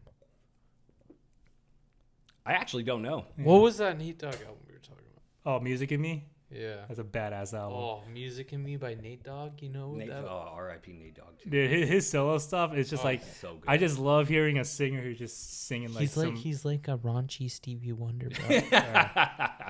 That's such a great way to put it. Yeah. Going back to Massive Attack. Yeah, Yes. their album came out like 2 years before the Tribe album. 2 years after, so it came out the same year as Low End Theory, Low End Theory. but a couple months before. And dude, They were doing like a similar vibe, and he raps like Q-Tip. they're And from I don't England. think they heard each other or knew of each other, but like his flow is like Q-Tip kind of esque. I wasn't going crazy when I told you that, right? Like No, he like he sounds like sounds they try like to be like Q-Tip. Tribe Called Quest, bro. No, I don't. But that's the thing. They aren't trying to be like them. They were. They're their own thing. It was like parallel Well, thinking, yeah, or you they think they were Tribe took a existing. little bit from them Well, in a way. Or I think they were just coexisting. I don't know, like Because they were doing their own thing. Like Massive Attack is pretty unique. I don't think it's exactly like Tribe. It's like they took from Tribe, but I don't think it's copying Tribe, if that makes sense. Like I saw the influence, but it's clearly its own thing. Yeah. Like very like these songs are very. It's more of an electronic album, right? Yeah, but it still has the soul sample. Like it, It has a the soul sample, but sampling. like it's the you listen to EDM, how songs just or like house music, how songs just kind of just keep going. Like hip hop doesn't. Hip hop likes to cut things to the point for the most part, but Nowadays like it does. with electronic music, sometimes it just. Nowadays it does, because back in the day, if you listen to like old Public Enemy albums, Yeah, dude, they would like just dude, go on, dude. Their songs are like 6 minutes long. Yeah. And it's kind of a recent occurrence where hip hop songs, they do 2 verses instead of 3. Because Yeah. that third verse is always just like the last. You're like, okay, how long is this gonna go? Unless it's a really good song, then it's like I want to hear more. But recently, they've been putting out like with Griselda's stuff, like they do like 2-minute 30 songs, 3-minute songs. But if you listen to like Public Enemy or even like a bunch of old school people, their songs are like fucking 6 minutes long. It's like, all right, brother. Like Rapper's Delight alone is like a 7-minute song. Yeah, Rapper's Delight is long. The Message is like by Grandmaster Flash is like an 8-minute song too. Yeah, that's true. But in a little sneak peek, that's our next review. yeah, Massive I Attack. think we got to replace yeah? Finding Forever because I mean we're already talking about Common. I mean, do you still want to review Finding Forever? Well, yeah, we could still talk about. Did you in listen to depth. Common's discography? I haven't gone through the whole fucking. But you listened to thing. Like Water for Chocolate, right? Yes, What do you think of it? I told you, like it gave me like, oh, this is what Kendrick was directly inspired by, like the sketches in between, like On the the Pimp a Butterfly. But it's not always sketches, but like the interludes. Dude, the cover's literally like 1960s, like equal rights, civil rights shit. Yes, I understand the title and I get the imagery. Very much. Yes. That was after. I think it was after he banged Erykah Badu. I wouldn't be surprised. Dude, he's a player. He's a player. He's been with a lot of good chicks. And also, Erykah Badu changes men whenever she sleeps with them. Yeah, I mean, look at Andre. Yeah. Common. Who else? No, Dilla never was in a relationship with her. But there's other people that were, and they always go like the pro, like Pan-African, wearing dashikis and shit. Like they always do that. So like Common definitely, because whenever he first was rapping, he was rapping like battle bars, like rapidy rap. Yeah, like battle. So bars. you think it's more Erykah Badu? It's Have like, you ever seen her interviews, dude? But like, I would risk it all. I would have my whole life changed in order to get a taste of that. I would say, but her eyes, dude, she's but last like a fucking vampire, but a good one. It's funny because it's funny. But that's probably true. That's probably true. But I thought of it in a way where he, immersed himself. He was already like a pretty soulful guy, and he like just got connected with the Soulquarians, and they together kind of like helped develop this soulful R&B, more modern take on older black music. And then, so he released Like Water for Chocolate. Big success for his album. The Light was like a Billboard song, too. Like that's radio song. Arguably the best hip-hop love song. It's up there. Yeah. I think that's Dilla's most commercially successful song. Aside Maybe over from Didn't Erykah You Know? Badu's. Yeah, Didn't You Know? Yeah. But then he released the Electric Circus, and like you were there at the time. That album was just divided, polarizing. I listened to it once, like I said, and I just didn't. I wouldn't be surprised. I I listened to it years. once and I'm like, what the fuck is this? Like it really does give you the reaction. That's the whole point. Like it's supposed to be very like experimental. I wonder what you think of this album. But it was after Yeezy, or after I love the experimental shit. Yeah, that's why it's interesting. I don't know if you like it or not. It's really out there. Nowadays, it's. That's what I'm saying. If it was released today, I think the album aged so well. Because I think if it was released today, I think it would be praised. It would be praised like a Death Grips album or something like that. Or the Yeezus album. Yeezus, exactly. Because whenever that first came out, everybody That was was like, polarizing what the too. fuck was this? And then it took time. I thought it was sick. And when then it came out. now, whenever it first Best came thing, out, because no one because wanted that from it went Kanye. from Graduation, right, to My, no, Dark My Twisted Beautiful See, Fantasy. I And wasn't then that was as like, a what the huge fuck is fan. I was already into Kanye. That My album jumping off disappointed the point shit out of me. was around Yeezus and Kanye, like really diving into him. Interesting. So Yeezus is one of your I favorites? I knew about like Gold Digger. Like I knew about the the big hits, songs, of yeah. course. College but I Dropout's wasn't, what like, drew me in. Dropout, oh my god. I wasn't like a Kanye stan by any means. Like Yeezus was like the first album I listened to like all the way through for Kanye.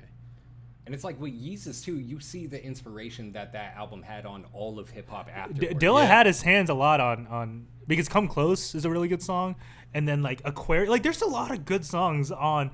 It's just like a song. The Jimmy song is not. He had his hands on Yeezus? No, Or had his on hands on what? Electric Circus.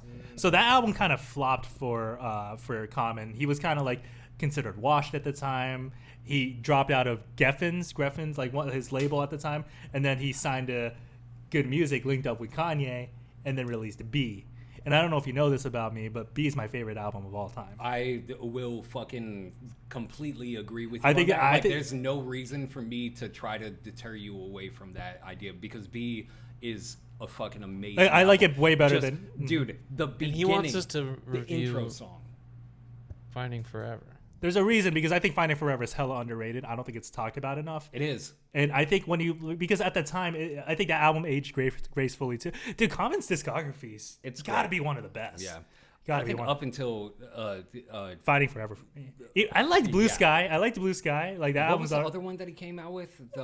Never like nobody smiling. Yeah, nobody smiling. Yeah, that was pretty cool. I listened to that. It was pretty cool, but I feel like his rhymes, he was phoning it in. Yeah. Like he's just like, I'm Common. I rap like this. It's kind of like what KRS-One did after a while too, because all his features. I don't know if you ever listened to the Buckshot and KRS-One album. Is Buckshot what group was he in? Was he in Black Moon? Black Moon, I think. Yes, yeah, Dude, I listened to Enter the Stage, Black Moon, fire album. It's Hood Yeah. Tribe Called Quest. It's dope. Yeah, and Buckshot's dope as fuck, Yeah. dude. I love his album with Ninth Wonder. I think I've heard that Uh, album. I think I know that I album. forget the first one, but I listened to the Formula. Because I did. But they yes. had one before that. But the Dude, Formula that's was crazy amazing. because I So had it was my around the deep dive same of Night. time. I tried to get into Ninth Wonder. So like that was one of Uh-huh. the that one. There's another one. I don't remember. But But that go was on. around the same time as like B came out, and B, Mm-hmm. dude, that was another one of those albums that changed my life because it was during the same time that the 50 Cent Kanye thing was going on. B came out, and so me and my homies bought the Kanye album because fuck 50 Cent at the time. And then we bought the Common album because it wasn't talked about, and I was listening to Common at the Was time. Common not as was he pretty underrated around your era? Not in New Mexico. Or he was very underrated in New Mexico. He was not listened to, and So he always had that reputation of like not like a top rapper. He was just always kind of underrated. But if you knew him, like you, especially in New Mexico, and even in New Mexico, like you said earlier, like it's regional. Hip hop is regional. So in New Mexico, where I was living, we listened to the 50 Cent album, we listened to the Kanye album, and then we listened to B. And B was like, oh, what the fuck? Like, why is this not being talked about? And I remember we were prank calling people that night, and we prank called one of the girls that we went to high school with. And then it turned into not a prank call, and we were just talking with her and her friends. And we were talking about the 50 Cent Kanye thing. And then we were like, well, have you listened to B? And the girls were like, yeah, we did. It was kind of eh. And I'm like, the fuck are you talking about? Like, that's when I went celibate. I was like, I became a monk that I day. am never talking to a girl again. I'm gonna read Dao De Ching. I'm gonna, but no, but B completely changed me, especially the intro track B.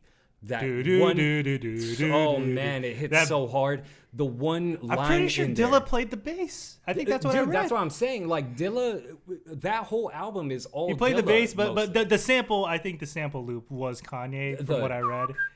Yeah, The I think keys that were played that on might have there? been Kanye. Yeah, that's Kanye. Kanye played So it. I think it was just a collaborative. Like you still had like a little bit of Soulquarians. Like Soulquarians Right. was kind of already dying out. It kind of already disbanded. But like you still had Bilal on this album. You still had like even John Legend kind of had that Soulquarians vibe too. Mm-hmm.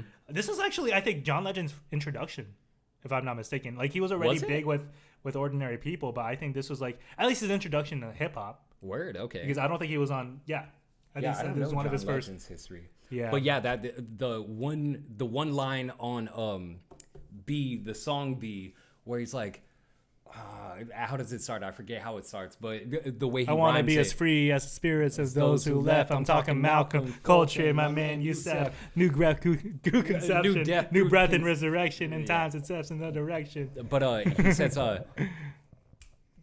all the ones with drunk nights get remembered Remember more than than the sober sober ones. ones. Walk like warriors. We were never The told road to to run. run. Like, oh, whenever I heard that, Dude, I it's fucking so got good. chills, dude. I was like, damn, who is this? And then, as I said, I was The already, presence was a gift, and all I ever want to be. Yeah, I don't Yeah.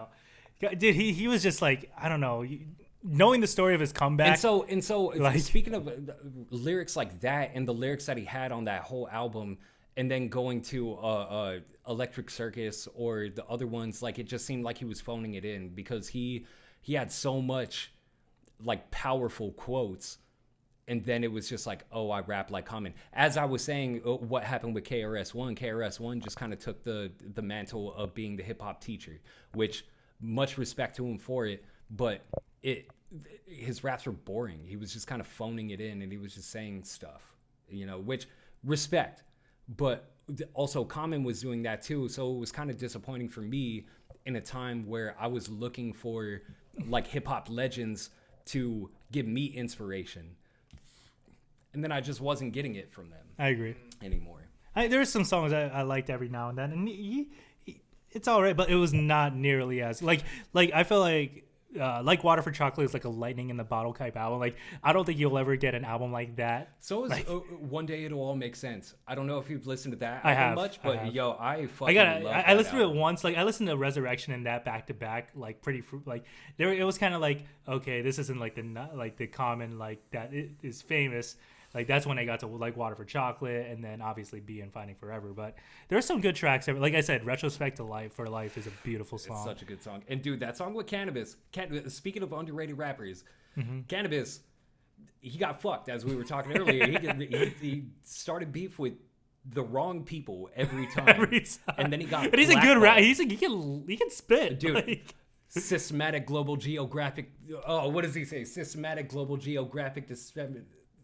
Reload the. I forget what. Dude, I love stolen moments. Crazy. Like part 2 and 3 is really good. Yeah, the our names, making our name for ourselves. That's the one with Cannabis. Yes, that's the one. That one's sick. Oh my god, that's dude. I love that Common. I don't know if you've noticed this. You probably only listened to 2, but every Common album, up until his dad's death, his dad would always have something to say at the end of every album. And he'd always say something insightful, and like he was a spoken word. He started out as a basketball player, kind of didn't really make it much, and then the cue cards. And I don't need the cue card. That was from Finding Out Forever Begins, which is probably my favorite Common song. But fucking. The dad would always just give some like insightful stuff. Like I love when Like Water for Chocolate, he's like shouting out all the old rappers. Like this dude is like in his like 60s shouting out like hip hop. Like I don't know. I just think there's something beautiful for that to me. Like beautiful. His son like being like a rapper, him being a spoken word like makes so much sense because the way Common raps does sound like a poet, right? Like I feel like the best rappers sound like the best lyricists have like a poetry background. And that depends. Because I had a slam poetry background too, so I started with hip hop, and then I went into slam poetry whenever I was like 18, and did it for a few years.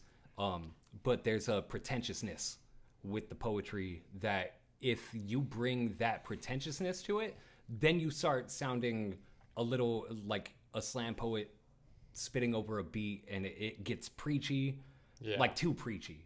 It gets to a point where it's like, all right, bro, like I'm just trying to like live life. That's fair. I'm not trying to do I guess in some ways. Or in another way too, you get people that try to be overly deep, and it's kind of like I always said this about Aesop Rock, which I love Aesop Rock, not Rocky, but Aesop Rock. It's funny. One of our future reviews, I wanted to review an Aesop Rock album and an Aesop Rocky album at the same time. That'd be dope. That'd be really funny. It would probably be Labor Days. Well, that's probably his most famous.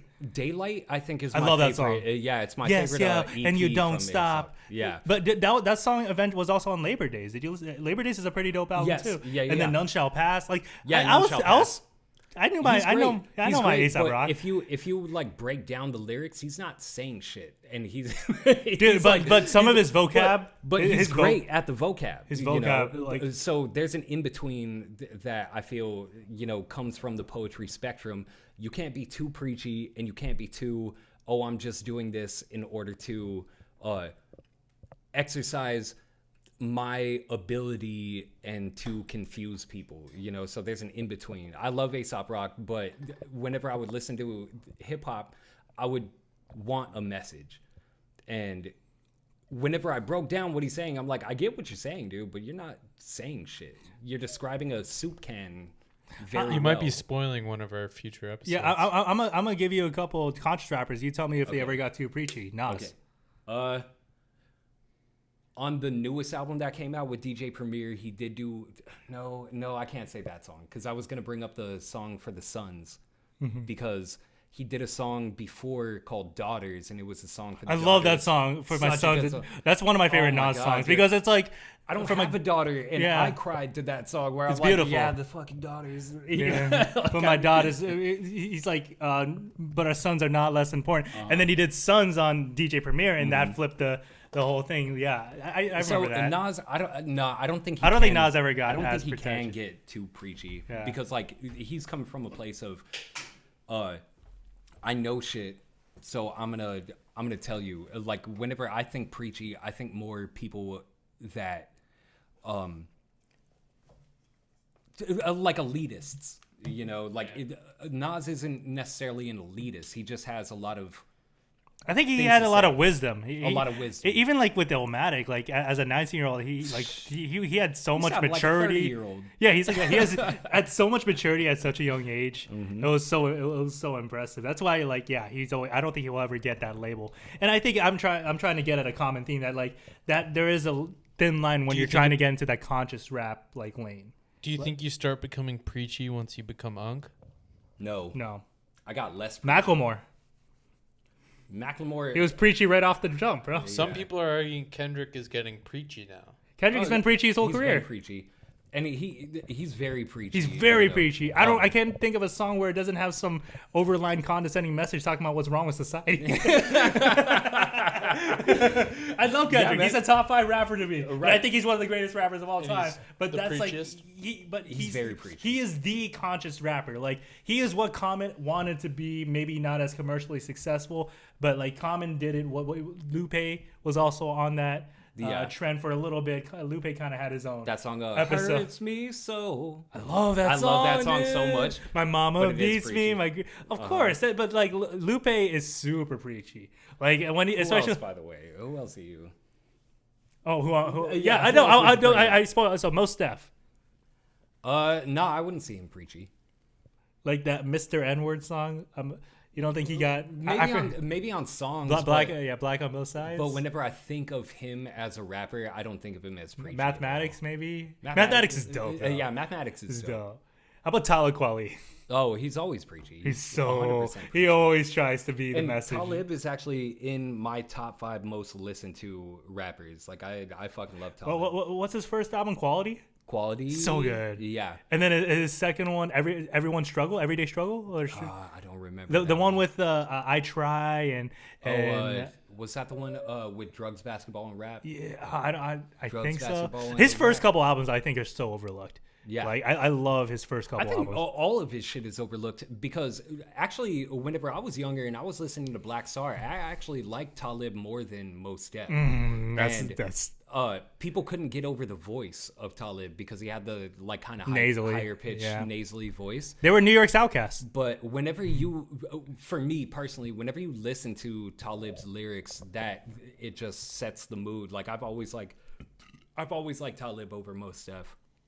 That's an interesting take. Yeah, that song, "Just to Get By." That's one of my favorite rap songs. Bro, I saw that song for the first time whenever I was watching the Chappelle Show, because I would watch that religiously. This is in middle school. That might be Ye's best beat, honestly. Oh, dude, for real. That might be Ye's best beat. It's up there. It's up there. That's an insane beat. Yeah, whenever I first heard that song, I was just like, oh, okay. That's another one of those songs that I'm like, oh, this is what hip hop is supposed to be. Really? So, growing up in New Mexico, people were listening to like just the mainstream stuff, and hearing that on Dave Chappelle was amazing. And then also seeing Mos Def, speaking of him too, I think it was the second episode of the Chappelle Show where he I think that's the first episode. No, that's the pilot. Yeah, he's literally freestyling in the car. Which at first I'm like, when I first watched it, I'm like, really? And then like I watched it again, I'm like, dude, this is like so fucking dope. That made me get into freestyling whenever I was in middle school. Because I'm like, dude, this is just authentic. He's not like trying to put on some grand performance. He's literally just sitting in a car. They're playing a beat on the radio and he's just spitting. It's the coolest thing ever. I'm close to the edge. That's fucking Grandmaster Flash, bro. That's so amazing. Yeah, no, I don't know who's better. I mean, Mos Def to me is kind of a one album. They need to put the Ecstatic. What's that album called? Like the one where he's like jumping over? It's not on streaming services, which is fucking ridiculous. Why wouldn't they put that album on streaming services? Right.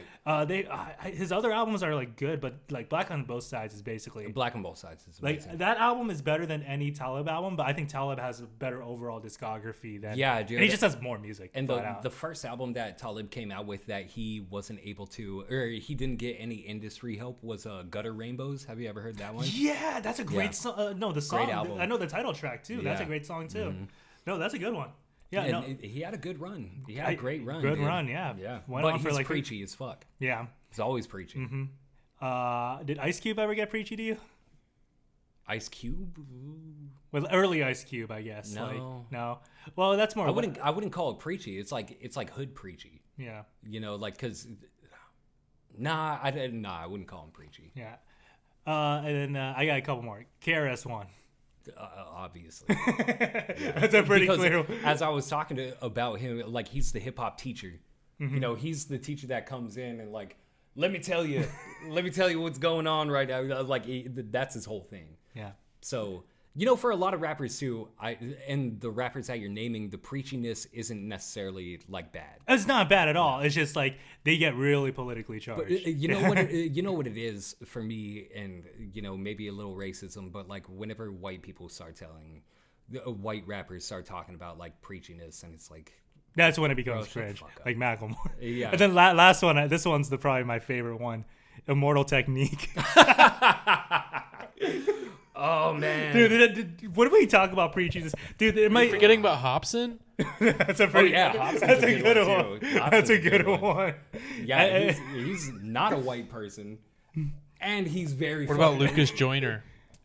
Joyner Lucas? That's what I meant. Lucas Joyner. Joyner Lucas. How about Logic? That's pretty good. Oh, dude, Logic. Yeah. He ended up getting pretty preachy. You know what's funny? And he just comes off stupid when he does it. He doesn't come off very. When it comes to Logic too, I really liked him at first because also being a biracial person myself. Under Pressure is such a good album. That is, it is. Pretty good. I mean, we're good. It's a future review of ours. Oh, okay. We'll get into that when we talk about Okay. it. But yeah, it's a pretty good album. Yeah, dude, like being a biracial but like super white passing person, I dealt with a lot of, you know, racial stuff within hip hop. And then whenever Logic came out and seeing him being accepted as much as he was, like I was really rooting for him. But then the more songs I listened to, the more he was just preaching about shit. And he was talking about being half black all the time, which I did too. Whenever I would rap battle or in my songs, I would talk about that stuff. And hearing him do it, I was like, oh, I understand why people call me corny whenever I do that, because that's how I was looking into a mirror with it. And then, but he has so many good songs. Gang Related is probably one of my favorite that's a good songs. one. Oh my god, it's Mine's so good. Till the End. I love that. That's one of my That's a favorite great songs. one too. But I can't listen to Gang Related the same way now that I've seen him twerk on stage. I didn't know he did It's that. a video, dude. Oh, he gosh. pulls up his shirt and he does a little twerk. He might be, feeling like, himself a little bro. bit. He's just having fun. I don't think there's that. Well, he's making. He's a bad corny name. dude. I mean, I He's think making he's a bad name for really light-skinned black people. But I think he's always. Been pretty goofy. Like he's always been like. I think ever since he put the glasses on. He's definitely a Like- Super Smash Bros. Player. Yeah. You know, like he's definitely. No, there was a time where he didn't have the glasses. He had the chain. He had like the white shirt chain. Like he had like a traditional like rapper look. And then once he put the glasses on and he started being more like. Hey, you'd be surprised. I don't want to be alive. Some thug motherfuckers play some Smash Bros. The Yeah. OG New York scene for some competitive Smash. It was like these nerdy love it. Asian boys and the thuggest guys from inner city Yeah, New York you could 100%. imagine that had nothing but time You know to what- play fucking Smash Bros. Yeah, that's pretty funny. That's pretty funny. Drugs and playing Smash Bros. Dude. You know what thugs really play though? Tekken. That's Hey, crazy. that's what but thugs fighting games. Hwang, What man. games you can That's talk my guy. shit where you can beat the shit out of a motherfucker right next to you. Yep. Why wouldn't they want to play like a Call of Duty or like a shooting game, like They do GTA? that. Oh, you no, it's can't. like they play GTA. It's like why would they play GTA? They do that in real life. They want to play. Yeah, they want to escape. I got to escape. I want to play cute I'm sorry, that might be characters. fucked up. I want I to don't play. want to play Tuesday. Yeah, I want to play cute characters beating the shit out of each other. That's true. But yeah, Logic preachy as fuck. Yeah. But he beat who was it? Jizza, I believe. Joyner Lucas? No, Logic He beat Jizza? at chess, which he raps about it too in the last album, I believe. Is But Jizza supposed to be a good chess player? yeah, him and RZA are like fucking really good. They're probably really good at chess boxing too. Yeah. Which is a real thing. That's actually a real thing that exists, that people will Oh, play yeah. chess boxing. I learned it from what's that game, Fibbage or Cribbage on the Jackbox games. Fibbage, yeah. Yeah. But that goes to the point, like for conscious rap, because I think that's the best type of hip hop. Obviously, I want variety, and I don't think conscious rappers like to label themselves as conscious rappers because it boxes them in. Because I don't think Kendrick likes to be considered the conscious rapper. He just wants to just be considered a rapper, right? Like he doesn't want to be just the conscious guy. I don't think people want these labels. Like Nas, do you think he ever gets labeled like a conscious rapper guy? Yeah. You think so? Yeah. Every once in a while. Everyone, It depends. he might on just the- be a rapper. It depends like, on who's listening to him, though. Like, is Omatic really a conscious rap album because like that? in New Mexico they would say it is that's conscious, but because they're listening to fucking like Spider Loke. And I don't even know who that is. Yeah, he's like a very small Well, not very small, but they're listening to like who else could I bring? Like Flo Rida and stuff like that, where it's like anybody that has a tiny bit of awareness of life and they rap about it, it's conscious rap. Yeah. So yeah, they even saw Wu-Tang as conscious rap. Because conscious isn't even about like, because that's like the misconception for me at least, is that like I always think like, oh, so you have to say something political. You got to say, sometimes you just want to say some positive, like thoughtful, insightful things about life. It doesn't have to be some overly like intelligent stuff. It could just be like something just like soulful and like, uplifting and positive. A little counterpoint. I'd argue Cream is a conscious rap song. Yeah. In a way. In a way. The way he talks about his position in life and if where that's the he case, sees it Juicy goes is and- also a conscious rap song. Juicy. And Tupac might be the greatest conscious rapper of all time. Oh yeah, he was super conscious. Juicy by And And he was did get super preachy a little bit. Mm-hmm. Tupac could be preachy. Yeah. So, like, absolutely. Brenda's got I a think baby. this Keep your head branding up. of conscious rap is That's my favorite. That's my favorite Tupac song. Keep your actually. head up. Yeah. I think the label of conscious rap kind of like has a bad taste in people's mouths when You like, think so?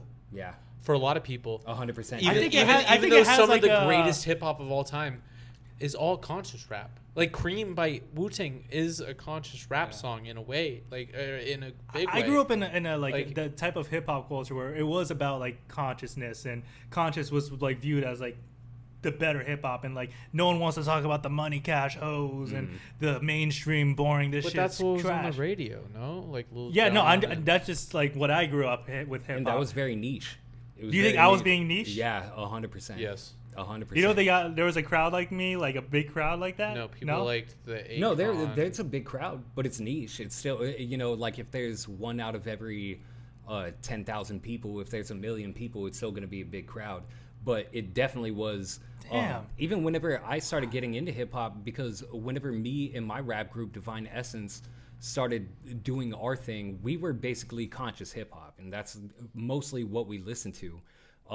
That's all I listened to. In New Mexico, people, they loved it. It was like a breath of fresh air with all the other hip hop that was going on. So our shows were pretty big on New Mexico standards. And then whenever we started expanding out, whenever I started getting into rap battling and all this stuff, like I would get shit talked to me because I was like the conscious rapper. Like people just want to hear bars, dude. Why are you doing all this? Like they want braggadocio. Like you're being too conscious about this stuff. And then whenever we started doing shows out in Phoenix, we still lived in New Mexico, but we do shows out in Phoenix, and we would spit our stuff. And people would fuck with it a lot depending on the stage. There was this one place open. It was called Red Owl. Were you guys around for that? Here? Yeah, in Phoenix. Never heard of it. And it was like kind of clubby, and we got booked there. I have no idea why, but we went up and we're spitting our conscious raps over like low produced beats, and nobody was fucking with us at all, dude. And then the next people that get up, they sound like, the mainstream music nowadays. And that's whenever people started dancing. Actually, Chris, it's funny because at that show, all the guys, they finished a handle of Captain Morgan. I wouldn't drink before shows. So they finished that shit. I get there first, and I'm like, where the fuck are you guys at? They're calling us up right now.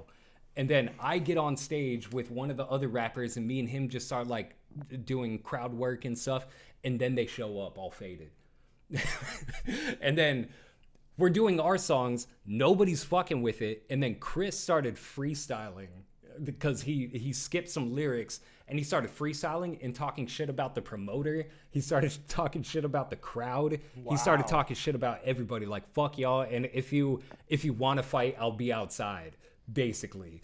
And that was definitely like, dude, I started learning that people don't like conscious hip hop. Nowadays, it's a little bit different because J. Cole's and Kendrick's and. But that's it. And who else is there?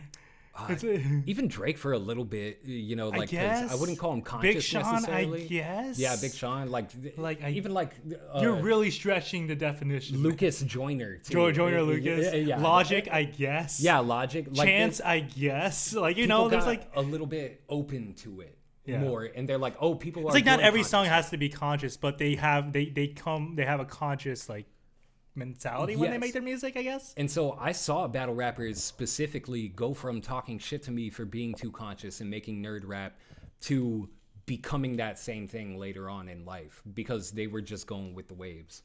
So nowadays it's different, yeah.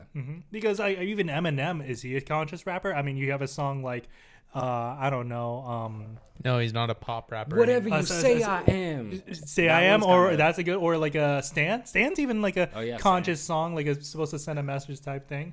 So yeah, I don't know.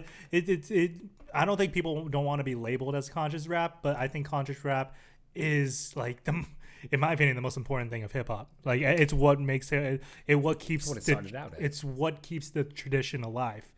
If you saturate it with the bullshit, I mean, look at now, hip hop is dead. Like we're Yeah, not man, seeing any commercialism in hip hop, Mm-hmm. and I mean, hopefully things change with J. Cole's new album, and hopefully younger hip hop is starting to be more artistic and be more willing to take chances in the genre. We'll see. I don't know. I would burn CDs for people back in the day because I'd be like, you guys listen to bullshit. Let me like burn you some stuff. And I would, Common would be on there. Like Farside would be on a lot of that kind of content. Sounds like just a Dilla beat. Yeah, a lot of Dilla stuff. And then people would listen to it and they'd be like, yeah, it was all right. Like, what that's the fuck are you crazy to talking me. about? That's mind What are you blowing. talking about? And then they'd just play Candy Shop for the 50th time. I take it to the candy shop.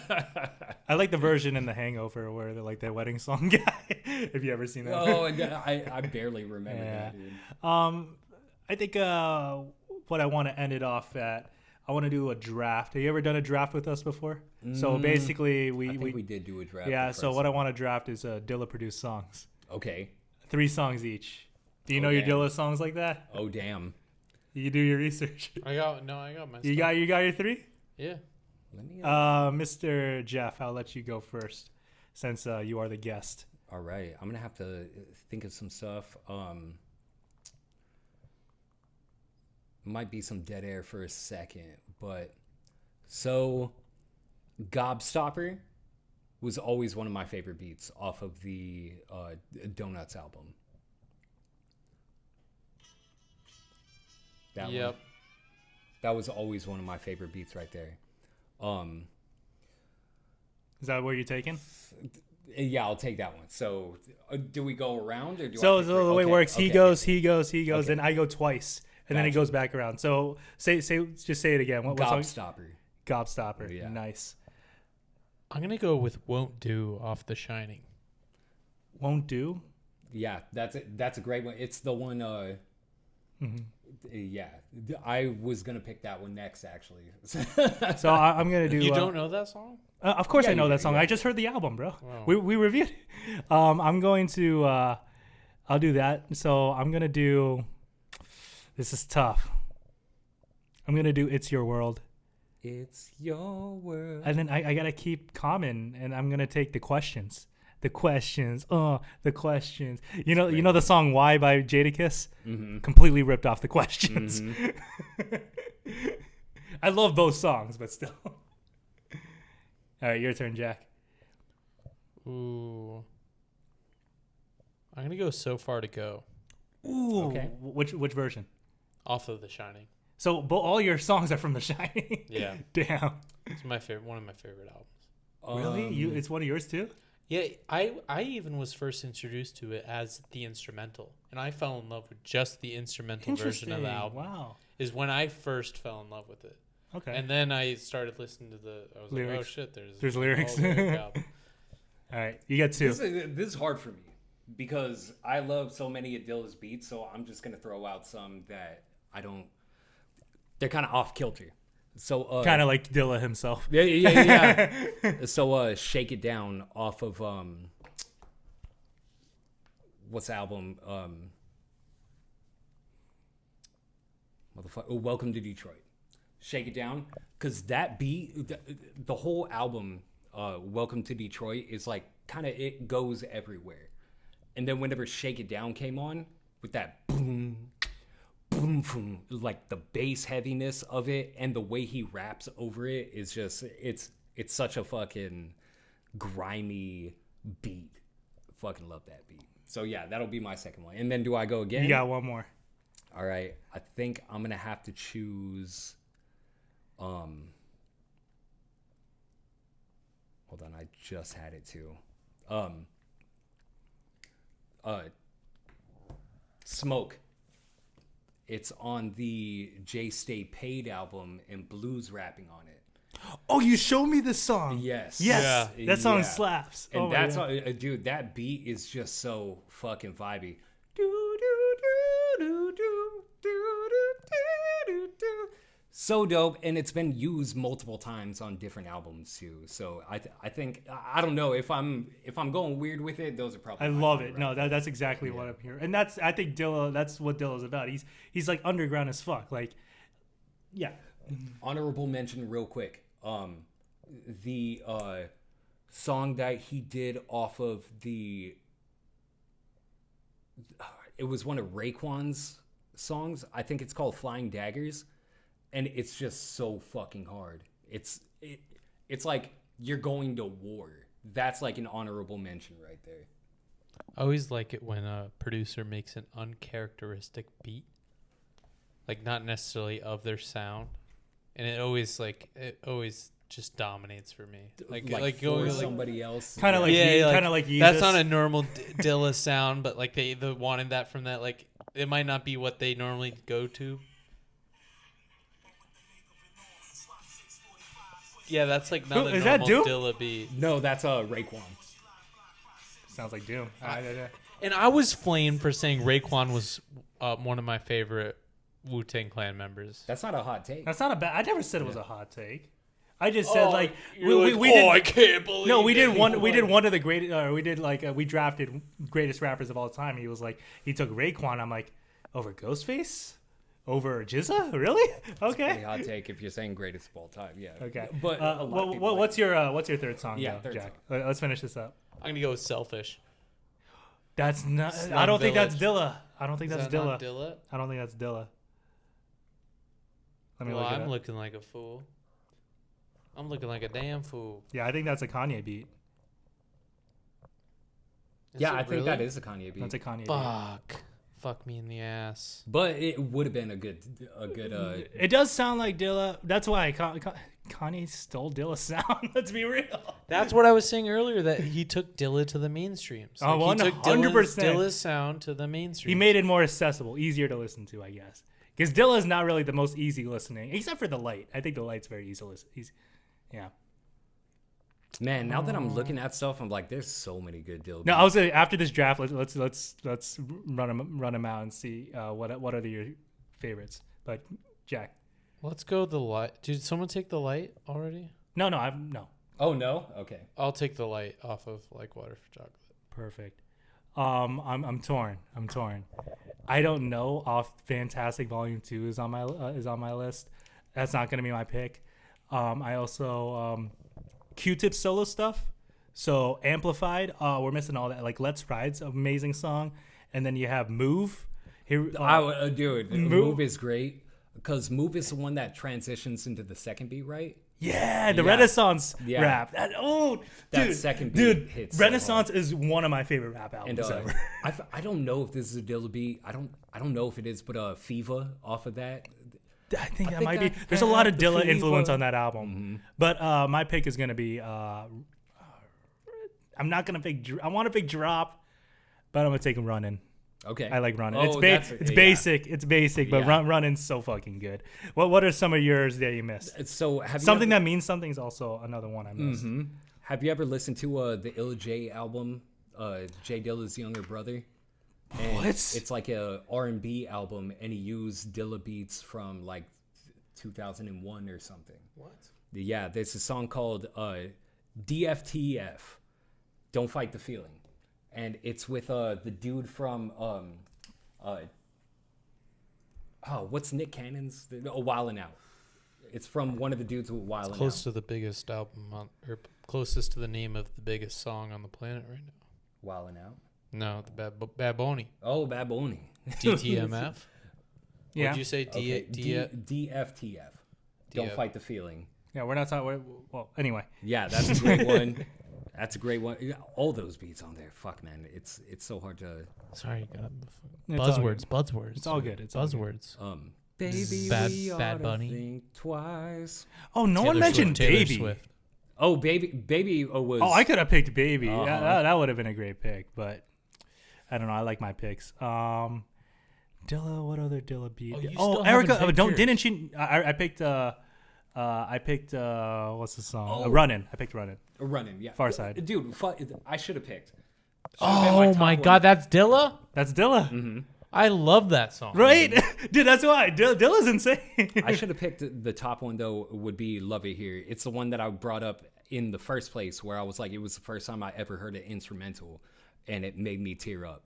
That beat is so fucking beautiful. That's actually probably my top beat Really? from Dilla. Interesting. 100%.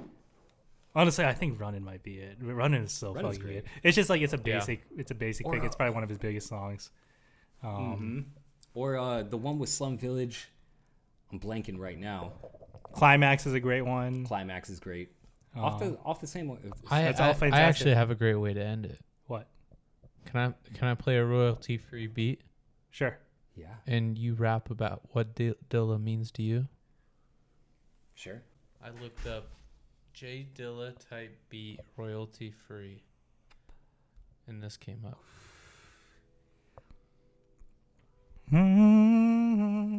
But put it towards the microphone. Let me see if I can. I want to see if I can make up anything.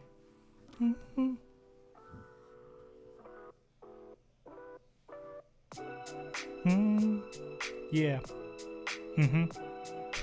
24/7, 365. Plus, yo.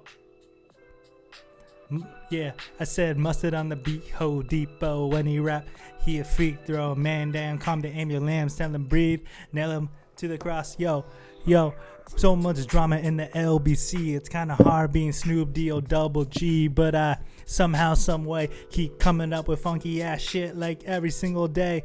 May I kick a little something in the G's brew? Look. Hey. 2 in the morning while the party's still going in and drumming. I got bitches in the living room getting it on, and then they ain't leaving in 6 in the morning. 1, 2, Whoa. 3 into the full. Snoop Doggy Dogg just and Dr. stealing Dre's rap at the lines. door making entrance. You're just stealing rap lines. You're not Dude, even, and how like, many times have rap rhymes been recited by other rappers? Yeah, but not for the whole thing. What you were just No, doing. okay, no, do it. I'll keep playing. I'm starting it over. Do you need a warm up? Do you want? No, you wanna I'll warm say it up and then Yeah, you jump. I'll go in. You're going in right now. No, let me start it. You want me to start? I'm a freestyler, bro. Can I freestyle? Let's make it a cipher. Yeah, you Yeah. want to go back and forth, me and you? Honey, check it out, you got me mesmerized with your black hair and your fat ass thighs. Street poetry is my everyday. Hey, yo, I got a bust when you drop my weight. I'm always looking at the club you would not pay. Hey, yo, my man Five Diggy, he got something to say. Nappy headed.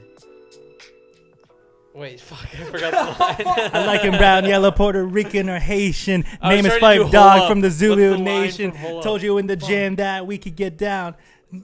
So with the back in Fuck, I '89, forgot I the simply line. slid into place. Nutty buddy all up in your face. A lot of kids are busting rhymes, but they got no taste. Some say Quest is whack, but now is that the case? I have a quest to get a mic in my hand. Without that, it's like Kryptonite and Superman.